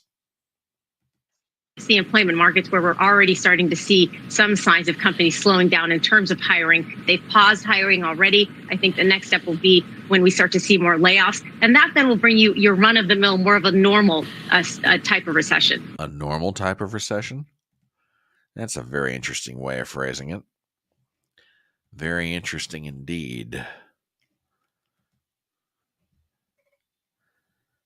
Oh, yeah. Hang on a minute. Yeah, but yeah, folks, we way you whip on the House floor. How would you respond to that? And do you hang on a minute? I got to play this. Ruben just sent me something, and this kind of ties into that jobs report. Remember what was said about you whip on the House floor? How about foreign-born workers? Well, Nancy Pelosi has a policy prescription for all of us, and she explains why it is that we need more foreign workers. Now, this runs about 1:18, and she's going to lead into this answer, so check this out. How would you respond to that, and do you believe the border is secure? Well, I believe that we have to have a secure border, and I think that we are trying to address, the president has a plan to address that. Securing our border is part of our security to protect and defend our country. Let there be no doubt. I don't respond to those kind of questions. I mean, with all due respect, I'll respect to your question at the end, but not to his comments because I don't even know what he's talking about. And I don't know if he does. But the fact is that we have a responsibility to secure our border. We also have a responsibility to recognize the importance of newcomers to our nation.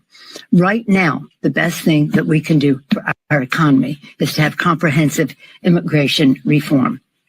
We have a shortage of workers in our country, and you see even in Florida, some of the farmers and the growers saying, why are you shipping these immigrants up north, we need them to pick the crops down here.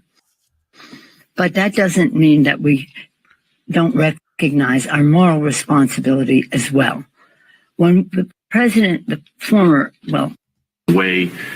There you go, folks. We need them to pick the crops. We don't have enough workers here. I don't know, Nancy. Might have thought about that before you're encouraging, upwards of 30 million abortions over the course of 50 million abortions over the course of 50 years. Just saying. Maybe those people be picking the crops right now.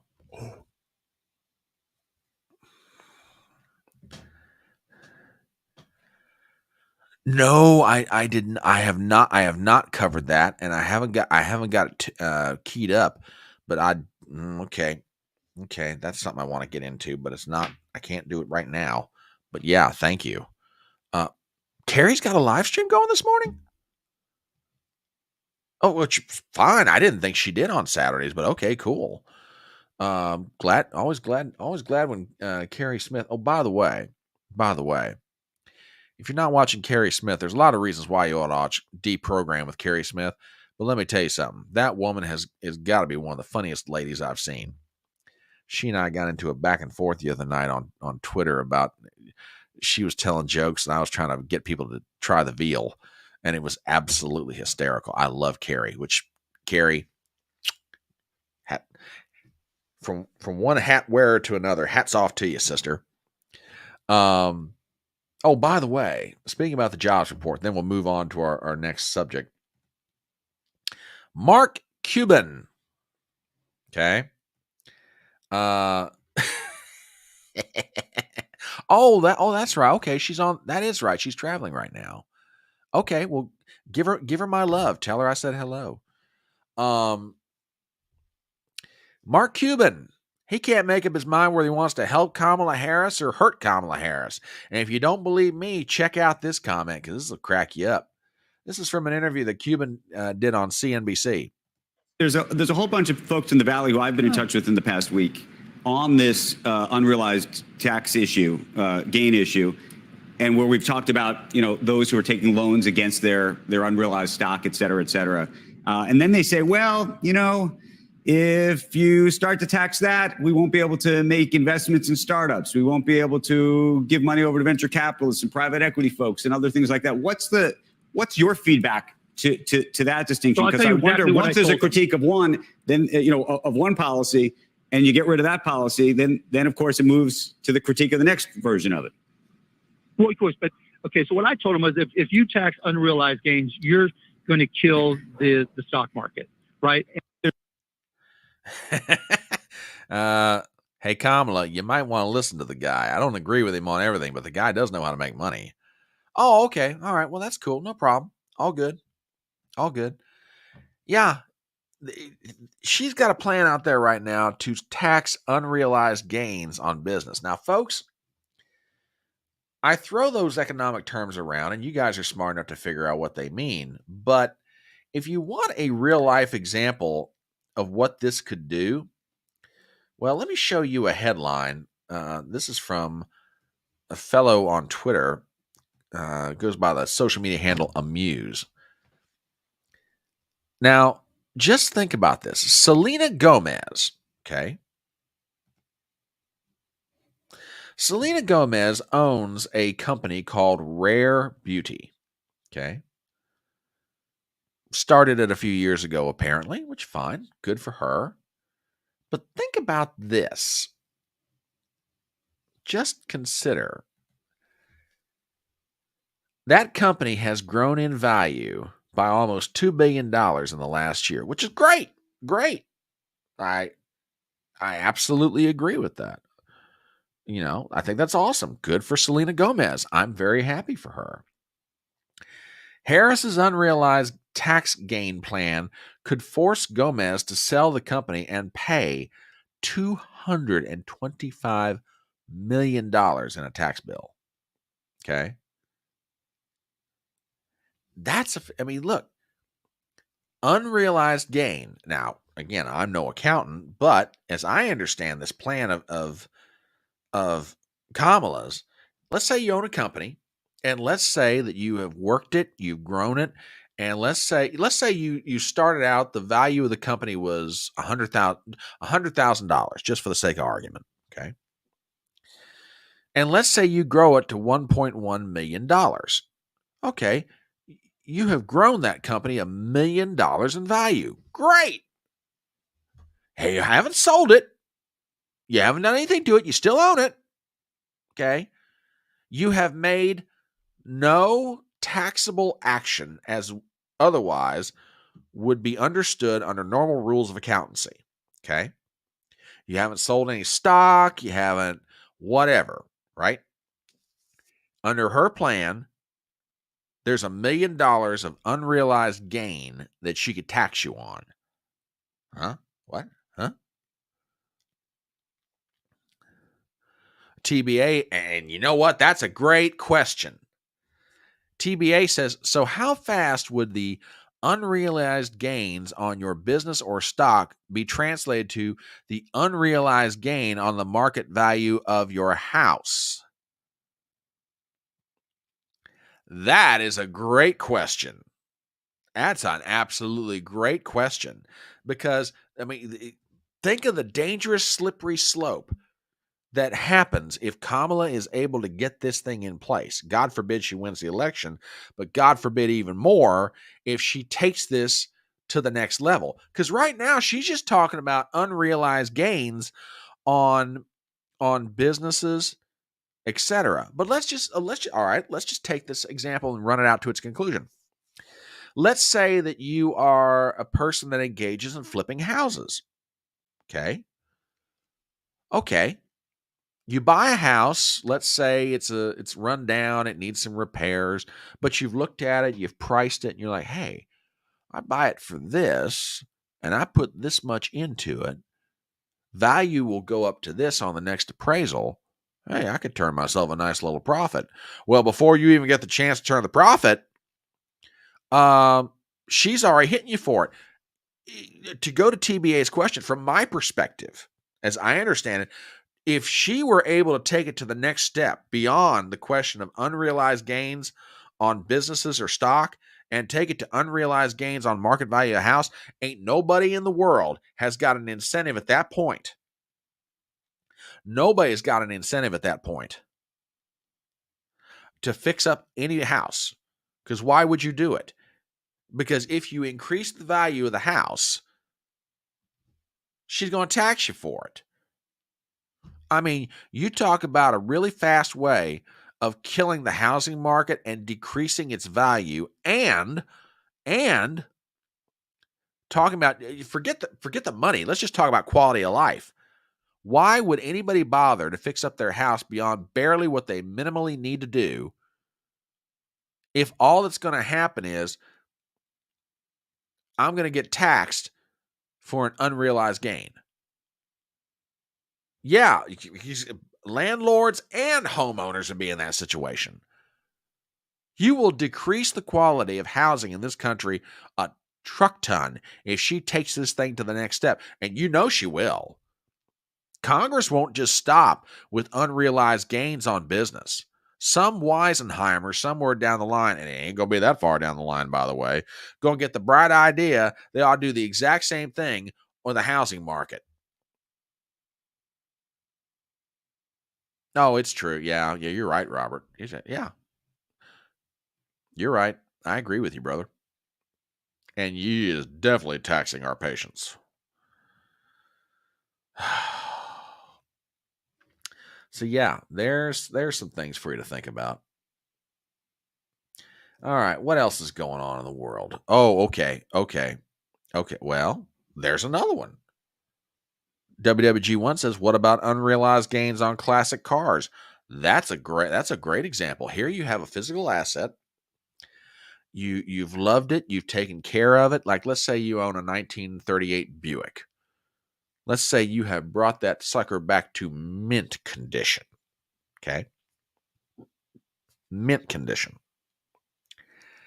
And you bought it for a certain amount, and you've loved it, you've babied it, you've shined it, you've painted it, you've whatever.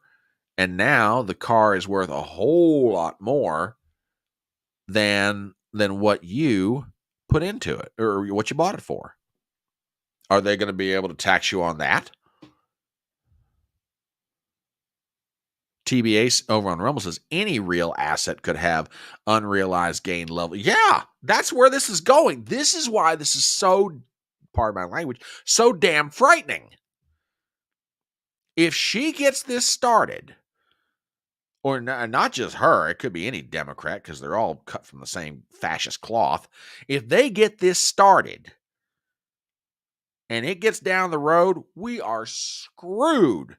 Nobody will have any incentive whatsoever to invest money in trying to make something better than what they found it, which maybe that's the goal. Well, sadly, I think that is. You will have your hovel, and you will have your stick of wood for fire, and you'll be happy with it.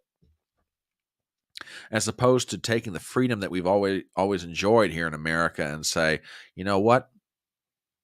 I think I can make this wheel roll better. Let me innovate something on it. And for the success,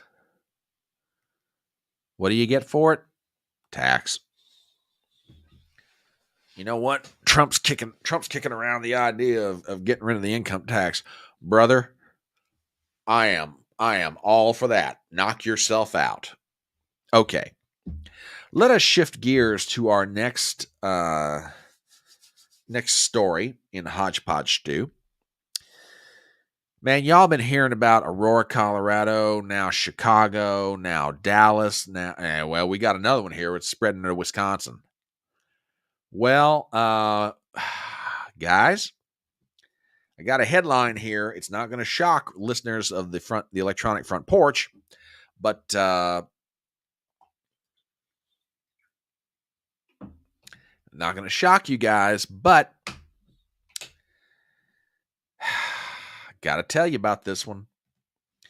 From Fox News.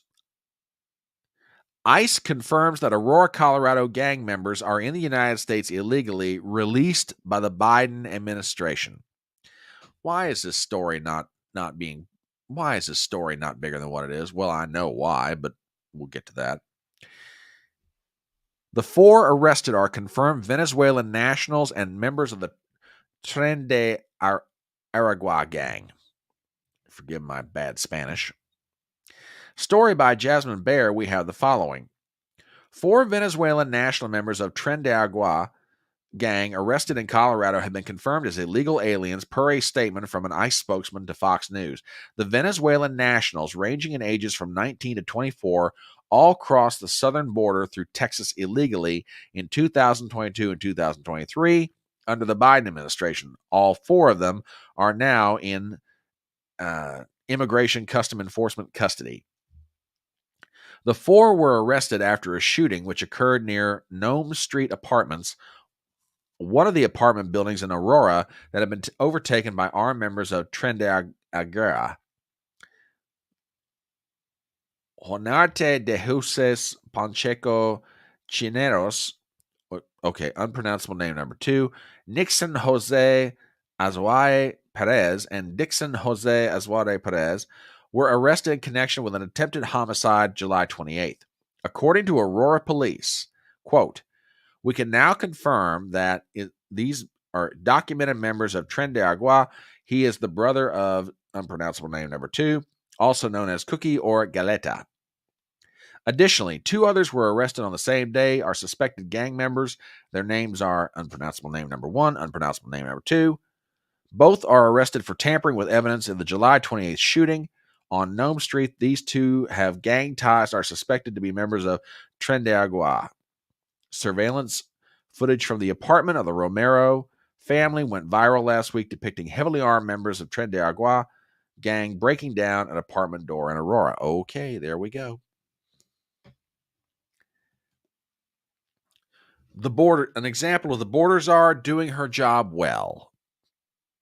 There you go, folks. Oh, and it gets worse. It's bad enough that we found out that some of these guys crossed the border in 2022 and 2023. I got a story here from the Daily Mail on that same subject. Shock as 2 Tren de Aragua gangsters jailed for terrorizing Denver suburb are allowed to walk out of jail and roam free in Colorado.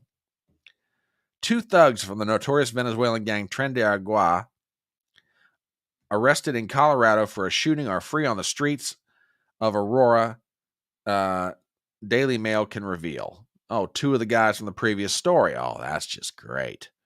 That's just great. Aurora police confirmed Dixon and Nixon are no longer in jail. They posted a $1,000 bond and they are out. Good God. Good. TBA over on Rumble says, we have been infiltrated for sure. Isn't Denver a sanctuary city? I believe you're right, my friend. I believe you are absolutely right on that one. Oh, my God. My God.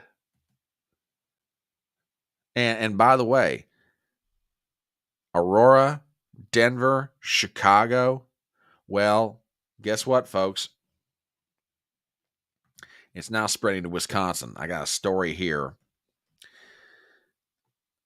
Police in Prairie du Chien, Wisconsin, small town with a population of 5,400, announced the arrest of a suspected Venezuelan Tren de Aragua gang member who allegedly violently and sexually attacked a woman and injured a juvenile in the process.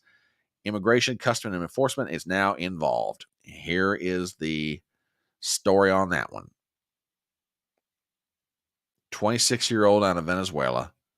He was booked 2 counts of domestic battery, strangulation, suffocation, physical abuse of a child, disorderly conduct, and 2 counts of second-degree sexual assault.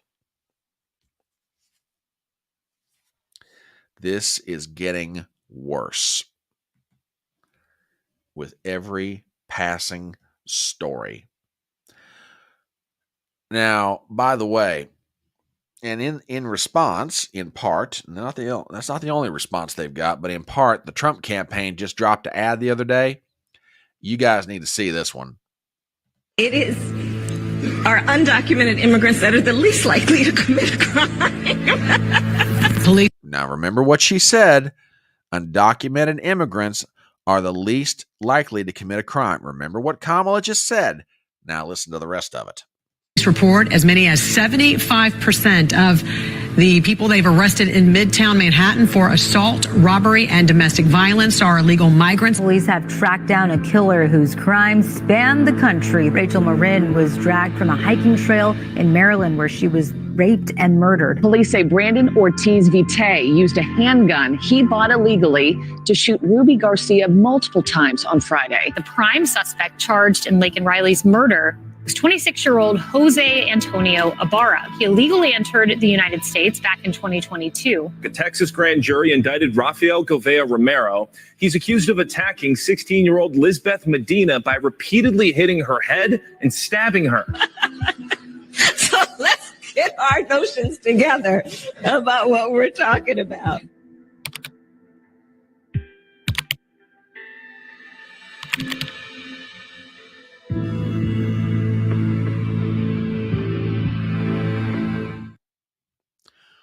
Run that ad in Colorado. Run that ad in New Mexico. Run that ad in Texas. Run that ad in Maryland. Run it everywhere, but definitely run it. Run it everywhere I just mentioned. If I were Trump, I'd go out to Colorado. I really would. Yeah. Oh, yeah. Oh, gosh. I saw a clip the other day.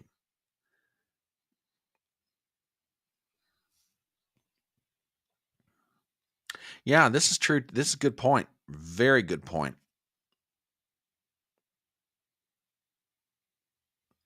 But I saw a clip the other day of a woman, an older woman, who was at the Springfield, Ohio City Council meeting. And it wasn't related per se to Tren de Aragua.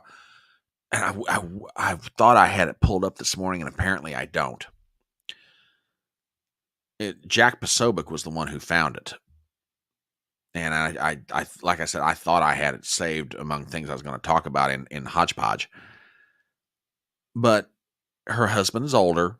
They own a piece of property. Haitians are just slinging mattresses on their property. They're slinging garbage on their property. They've lived on this property for years.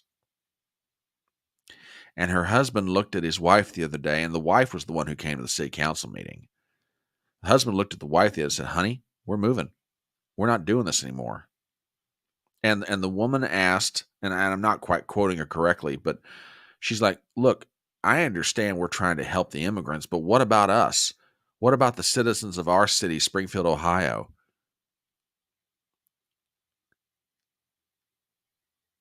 Aren't we supposed to be taking care of our own people first?" And I thought to myself, my God, here is the crux of the argument that the American people right now are having with their government.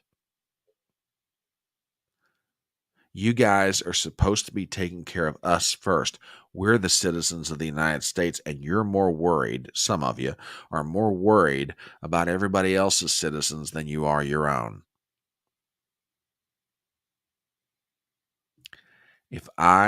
Look, and I know she's not trying to be a hero. She's just in frustration crying out for help, and I get it. I'm not trying to downplay what she's saying or doing, but I tell you what, she's absolutely right. Oh yeah, I saw that one too. Again, I wished I would have saved this. But yeah, I saw the same thing. City council meeting gets shut down in Alabama when people start asking about this.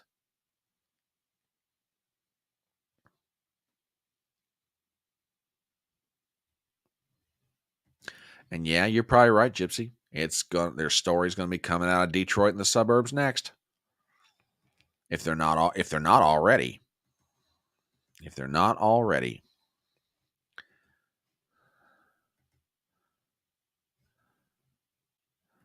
Hang on.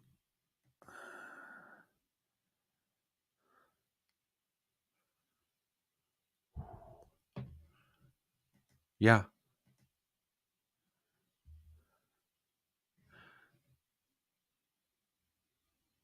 TBA over on Rumble says, what happens when Tren de Agua shows up in Huntington? That's a great question because given the current government of Huntington, I'm not holding out much hope. The citizens, on the other hand, they ain't going to be happy about it. I can tell you that much. Tell you that much indeed. Oh, goodness. Yeah. Let's see. What else do we have here? Oh, by the way, good news for the Kamala Harris campaign. Hey, never let it be said that she's not bringing different people to her campaign, that she is a uniter and not a divider. Well, good news for Kamala. She picked up yesterday one of the biggest endorsements that she ever could have gotten. Headline, Dick Cheney will be voting for Kamala Harris. That's right, ladies and gentlemen. The former vice president is coming out in support of Kamala. So says Dick Cheney's daughter, Liz. Let's check this out. From Elizabeth Wiebel at Breitbart, former Representative Liz Cheney revealed that her father, former Vice President Dick Cheney, would be voting for Vice President Kamala Harris in the upcoming presidential election. In an interview with The Atlantic's Mark Libovich, Cheney was asked if she knew who her father would be voting for and if she cared to share who the former vice president would be voting for. Question, Dick Cheney, your father, a beloved figure among Democrats for many, many years, if you know who he will be supporting or who he'll be voting for, do you care to share with us who that might be? Dick Cheney will be voting for Kamala Harris, Liz Cheney confirmed.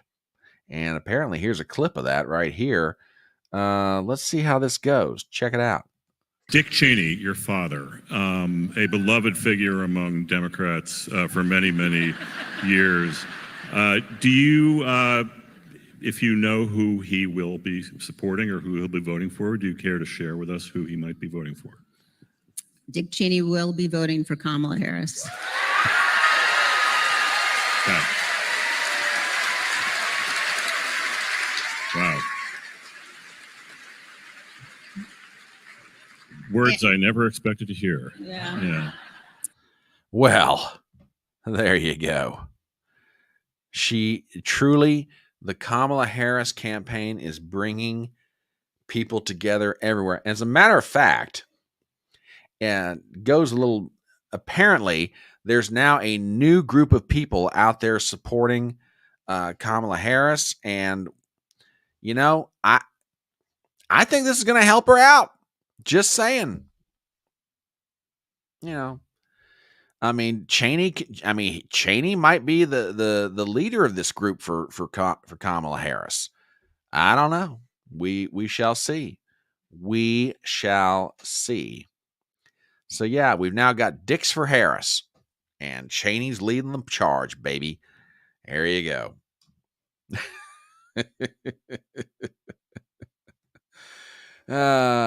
Yes. You gotta love it. You gotta love it. Oh goodness. But not everything is love and happiness right now. I got a couple of clips here. These are pretty good. Kamala may be picking up some people, but there are some seriously disaffected Democrats out there. And one of them is Brett Weinstein. He did an interview recently with Glenn Beck. And I think you guys ought to hear his comments. Now, keep in mind, Weinstein's a Democrat. But do me a favor, check this out. You wrote, it's impossible to understand the Democratic Party in traditional terms. What does that mean? It means it's not a political party. It has been captured by something that has objectives that have no place in a democratic society. And it has engineered a false coalition to demand preposterous things, to rationalize the abuse of power that it exercises when it is in office.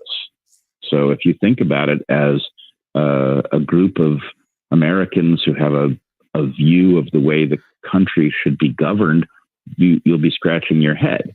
If, on the other hand, you think of it as a hostile force, one that has no interest in the well-being of average Americans, or indeed in the meaningful continuation of the republic itself, it makes a lot more sense. And the people who are vocally supporting it are in some ways victims of a psychological operation that has convinced them to support things that are frankly unholy. I don't get to listen to a lot of Brett Weinstein stuff, but that, I can't disagree with a word of that, folks. I really can't.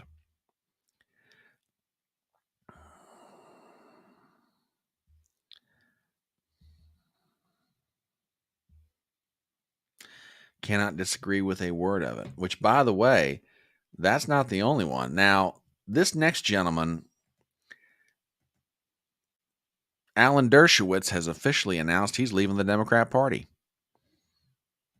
There were no fine people at the debate, at the standing outside of the convention center and screaming, Hamas will win, screaming, we are all Hamas, screaming, there was nothing wrong with October 7th. What's wrong with October 7th? Somebody said. No, there aren't fine people, and they don't make fine points. And so I was disgusted at the Democratic National Convention, absolutely disgusted. We're speaking with Harvard Law Professor Emeritus Alan Avi Dershowitz. So are you ready to leave the Democratic Party? Democratic Party. I am no longer a Democrat. I am an independent. I'll decide who to vote for at the last minute based on totality of the circumstances.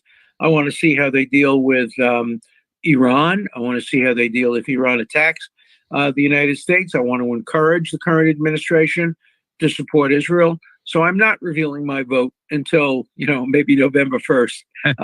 Great to hear all the information, all the evidence, but I'm no longer a member of the Democratic Party. Now, this is probably not a great surprise to a lot of people. I mean, look, Dershowitz is pretty pretty independent minded, even though he's been a Democrat for years. And he's really admitted, I have no intention of voting for Trump now. I've never voted for Trump, and I'm not going to vote for Trump. Okay, fine. But when you're losing people like Alan Dershowitz, who've been lifelong Democrats, you got a problem. But then again, I don't think the current leadership of the party actually cares. Just so long as they can hang on to power. That's all this is about now. We're just down to power. That's all it's about. Hang on a minute. Robert just sent me something. I got to find this. Give me 1 second here. Oh my goodness. Yeah, we're going to put this up. This too, Robert, thank you very much. It's just too daggone good not to share. Ladies and gentlemen, as y'all know, there's been something of a controversy related to Kamala Harris's employment growing up as a kid. There was a big controversy. Did she work at McDonald's? Did she not work at McDonald's? Yada, yada, yada. Well, Robert Lowry, I can proudly now say, our dear friend Robert Lowry, a member of the Electronic Front Porch, a proud member of Fedora Nation, is now, after exhaustive investigative efforts, able to determine what Kamala Harris did as a summer job when she was in high school and college. And apparently she worked at 7-Eleven, where she was very good at dishing out Slurpees. So there you go. Robert's got this thing nailed. There you go, folks. She worked at the 7-Eleven. Worked at the 7-Eleven, baby, and did so with pride. However, she did steal from one of McDonald's campaigns, something about 2 billion served. I don't know what that means. Just saying. Yeah, now this is true about Dershowitz. He could. We'll see. We shall see. Oh, let's see. Oh, another piece of news, and I got to put this one up because this was sent to me. Hang on a minute. Got to find it here real fast. Oh, by the way, as if we don't have enough reason to worry about a potential Kamala Harris election, folks, we now know some of the people she's wanting to put in her cabinet. Up in Connecticut just sent me this a little while ago, so I've got to share this one with you. So this is from Richard Grinnell. Arab American leaders in Detroit have been told by the Kamala Harris campaign that Keith Ellison is on the short list to be the Attorney General if he should win. Folks, I cannot tell you how if you think Merrick Garland is bad, let me tell you something. Putting Keith Ellison in charge of the Justice Department would be even worse. This guy is horrible. He is absolutely horrible. Imagine if you took Merrick Garland and Eric Holder and you put them together. There's Keith Ellison. So I'm just saying, folks.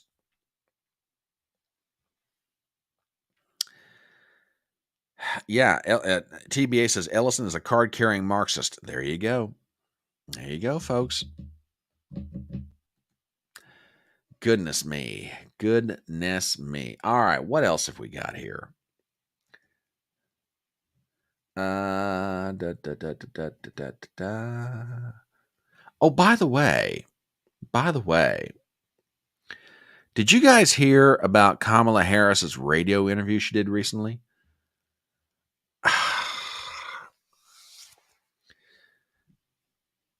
I don't understand. Well, I do understand this woman. She's extremely insecure. She's not very smart, and she basically has to be spoon-fed everything she's supposed to say.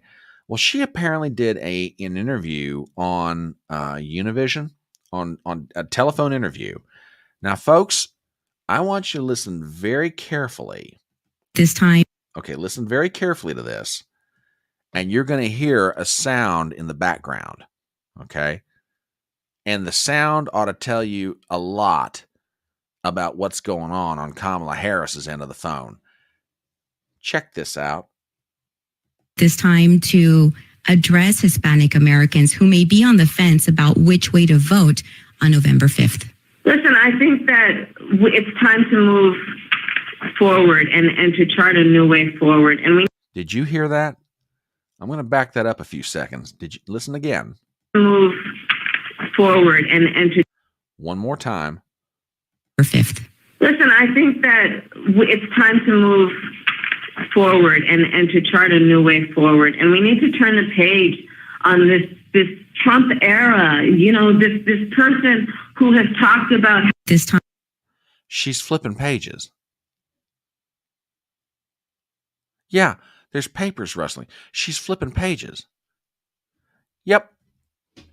Crib sheets. I'm not even going to try. I'm not even going to try. I'm not even going to try and let her off the hook for this one. I'm not even going to give her benefit of the doubt. Screw that. That woman was reading through a crib sheet. Yeah, she's shuffling her notes. She can't. Yeah. Well, all right. One more. Wait a minute, Ruben. Oh. Okay. I'm going to put this back up here. I want to play this one more time. Time to address Hispanic Americans who may be on the fence about which way to vote on November 5th. Okay, that's the question. Here comes the answer. Listen, I think that it's time to move forward and to chart a new way forward. And we need to turn the page on this Trump era. You know, this person who has talked about this time to Gypsy, sadly, I think you're right. She's going to find a way to do it. She is absolutely going to find a way to do it. If I were the Trump campaign, that pad of paper that they're going to have out there for her at the podium, I want it checked. I want it checked. I want the podium checked. I want everything done. She is going to find a way to do it. I agree with you.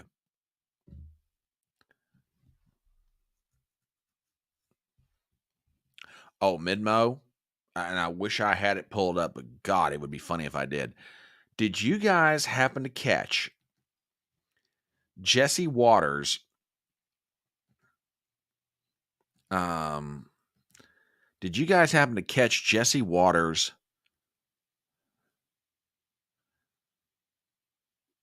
Is the intro to one of his shows last week. I want to say it was Thursday or Friday. He did like a 9-minute intro. A 9-minute intro.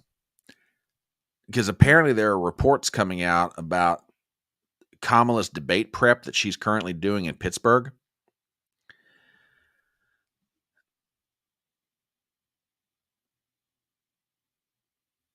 It is going, if the reports are true, it's going disastrously bad.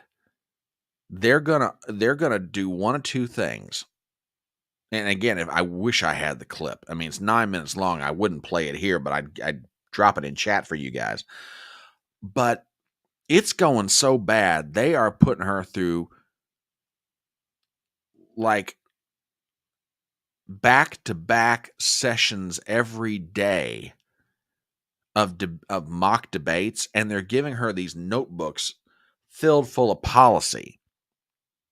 Now, you can say what you want to about Donald Trump, okay? And God knows people will. But Trump walks into a room and he pretty much knows what he's going to say. Yeah, he uses a teleprompter, but Trump, you know what you're going to get. I have no idea what we're going to get come Tuesday night. I'm serious.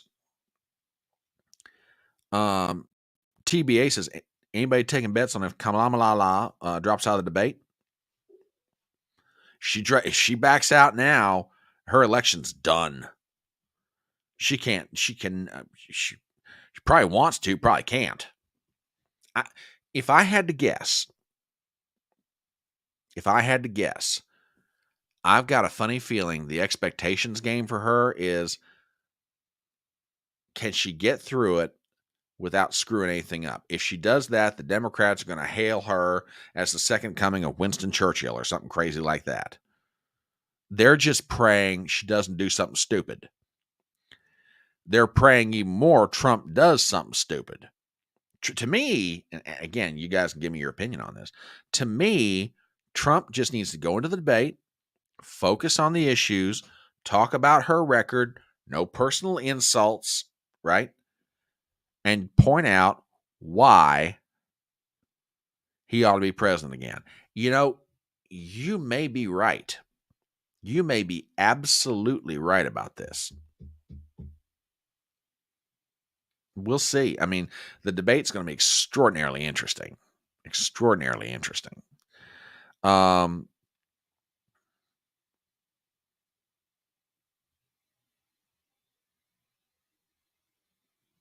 Yeah, that's true too. That's true. That is very true with Trump. I agree. I agree. He does tend to ramble. Let's see. What else have we got here? Oh, by the way, did you guys hear that Governor Tim Walz, Kamala's running mate, TBA says, what time are you starting your broadcast? 8:30 Eastern. I'll be putting out the word over the weekend and Monday too, but 8:30 Eastern to answer your question, TBA. And got to puts together some panel for that thing. So yeah. But you've heard about Tim Walz being subpoenaed before Congress, right? Have you heard about why it is he may be subpoenaed? Oh, this one's going to blow your mind. This one will absolutely blow your mind. Check this out. Why did Tim Walz allow $250 million in COVID funds to be defrauded by Somali immigrants? What you say? Let's check this story out. Jack Posobiec hosted Liz Collin, the producer of The Fall of Minneapolis, on Human Events Daily on Wednesday to discuss the shocking turn of events where Democrat vice presidential candidate Tim Walz was subpoenaed over a massive fraud scheme involving Feeding Our Future, a nonprofit accused of misusing $250 million that were intended to feed children during the COVID pandemic. The money was instead reportedly laundered to Somali migrants in Minneapolis, many of whom have been charged or convicted over this. All this happened under Walz's watch as he was governor of Minnesota at the time. Quote, you import the third world, you become the third world, Posobiec said. If this feels like something that would happen in Mogadishu, that's because that's exactly where this comes from. Posobiec then questioned if some of the money from the scheme had been pocketed by Walz's campaign. Collin called the Feeding Our Future scandal, quote, the largest COVID scheme in the country that happened right here in Minnesota. She explained that the nonprofit, run through the Department of Agriculture, claimed to be setting up feeding sites for millions of children across the city, but that the numbers were not adding up. However, Walz's education commissioner had been signing off on all the payments to the organization. Quote, finally, they put a stop to these payments and they uncovered that this money is spent on homes, boats. Some people had traveled internationally. People fled the country in the wake of these charges. Both explained that during the trial of the Somali defendants, a bag containing $100,000 was dropped off at the doorstep of one of the jurors in an attempt to bribe them. Collin highlighted the $500 million total fraud under Walz had been uncovered, including Medicaid fraud involving Somalis. Holy cow. Yeah, that should be, if they actually get him to testify, that's going to be really interesting. Very interesting indeed. All right, what else have we got for HodgePodge Stew?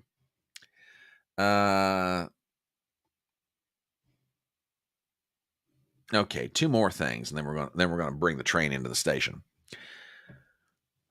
We're talking about Governor Tim Walz. Well, apparently he's been visiting Pennsylvania quite heavily, and according to Selena Zito, he is heavy on the cream and light on the scrutiny. We'll read a little bit of this article. Governor, and this was in Erie, Governor Tim Walz' visit across Pennsylvania was heavy on dairy but light on interviews or interactions with the local press. During his trip, Walz partook of milkshakes, cheese curds, and more milkshakes, but the only interview he did in Pennsylvania during his photo ops in Lancaster, Moon Township, Fayette County, Pittsburgh, and Erie was with a Michigan, now listen to this, a Michigan, not Pennsylvania radio station. It was an interview that revealed more about the Democrat vice presidential nominee's worldview than anything he has to date, aside perhaps from his interview with CNN, in which the former schoolteacher blamed poor grammar for his false claim that he carried weapons of war during his National Guard service. While Walz was in Pennsylvania on Thursday, a reporter from Michigan NPR asked how a Walz-Harris administration would handle the Israel-Hamas war, and Walz made a reference to anti-Israel protesters in Michigan. Quote, I think those folks who are speaking out loudly in Michigan are speaking out for all the right reasons, Walz told WCMU, which serves central and northern Michigan. It's a humanitarian crisis. It can't stand the way it is, and we need to find a way that people can live together in this. Oh, boy.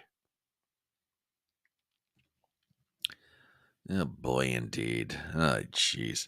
Going back to that story about Walz, that's a great question. Great question. What did take him so long to look into this? Well, it is the Republicans running the House of Representatives, don't you know? So, yeah. Oh, gosh. Hang on a minute, folks. I just got sent something by TBA. I got to see what this is first. Give me a second, folks. Oh, yes. TBA, thank you for sending me this. Y'all, Kamala got more problems than we could possibly imagine. I'm going to put TBA sent this over, and I got to thank him for it. So give me a second here. Apparently, Kamala got all kinds of problems. Benny Johnson, no, wasn't Benny Johnson either. Sorry. I'll put this one up here, but this looks pretty good.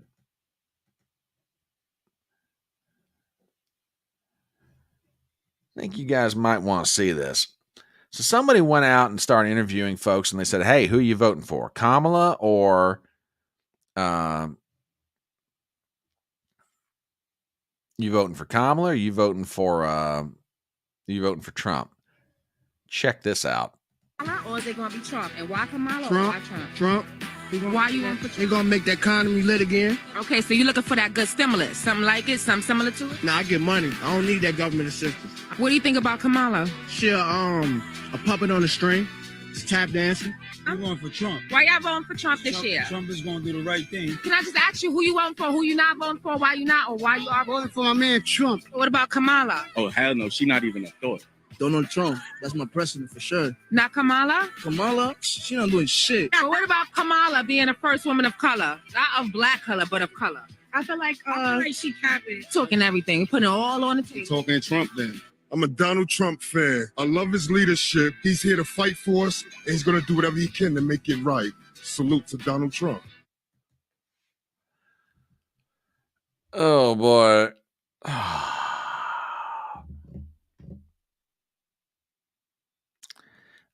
It's unscientific.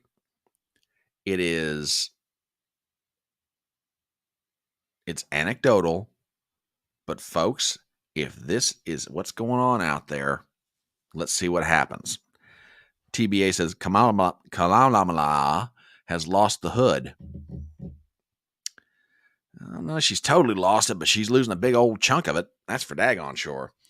All right, let me look at one more thing. Let's look at one more thing here. And my good buddy Ruben sent this over. So let me get this pulled up. Give me a second here, folks. Oh yeah, here it is. Here it is. Yeah, if Kamala should win in November, God forbid, then she's got an example of what her, or maybe an example of how, well, true. Well, true. But Let's see. I think there's definitely something going on in the African American community, because Trump could wind up getting anywhere from 15 to 20%. If he does that, it's lights out. If he gets anything above 20, it's definitely lights out.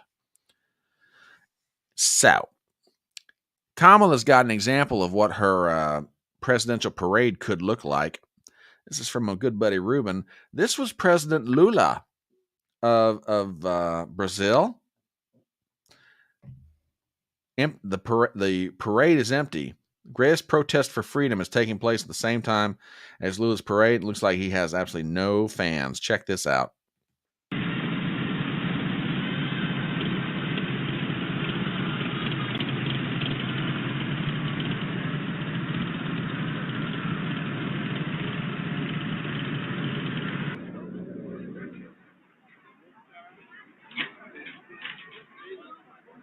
Wow, there is nobody on the streets.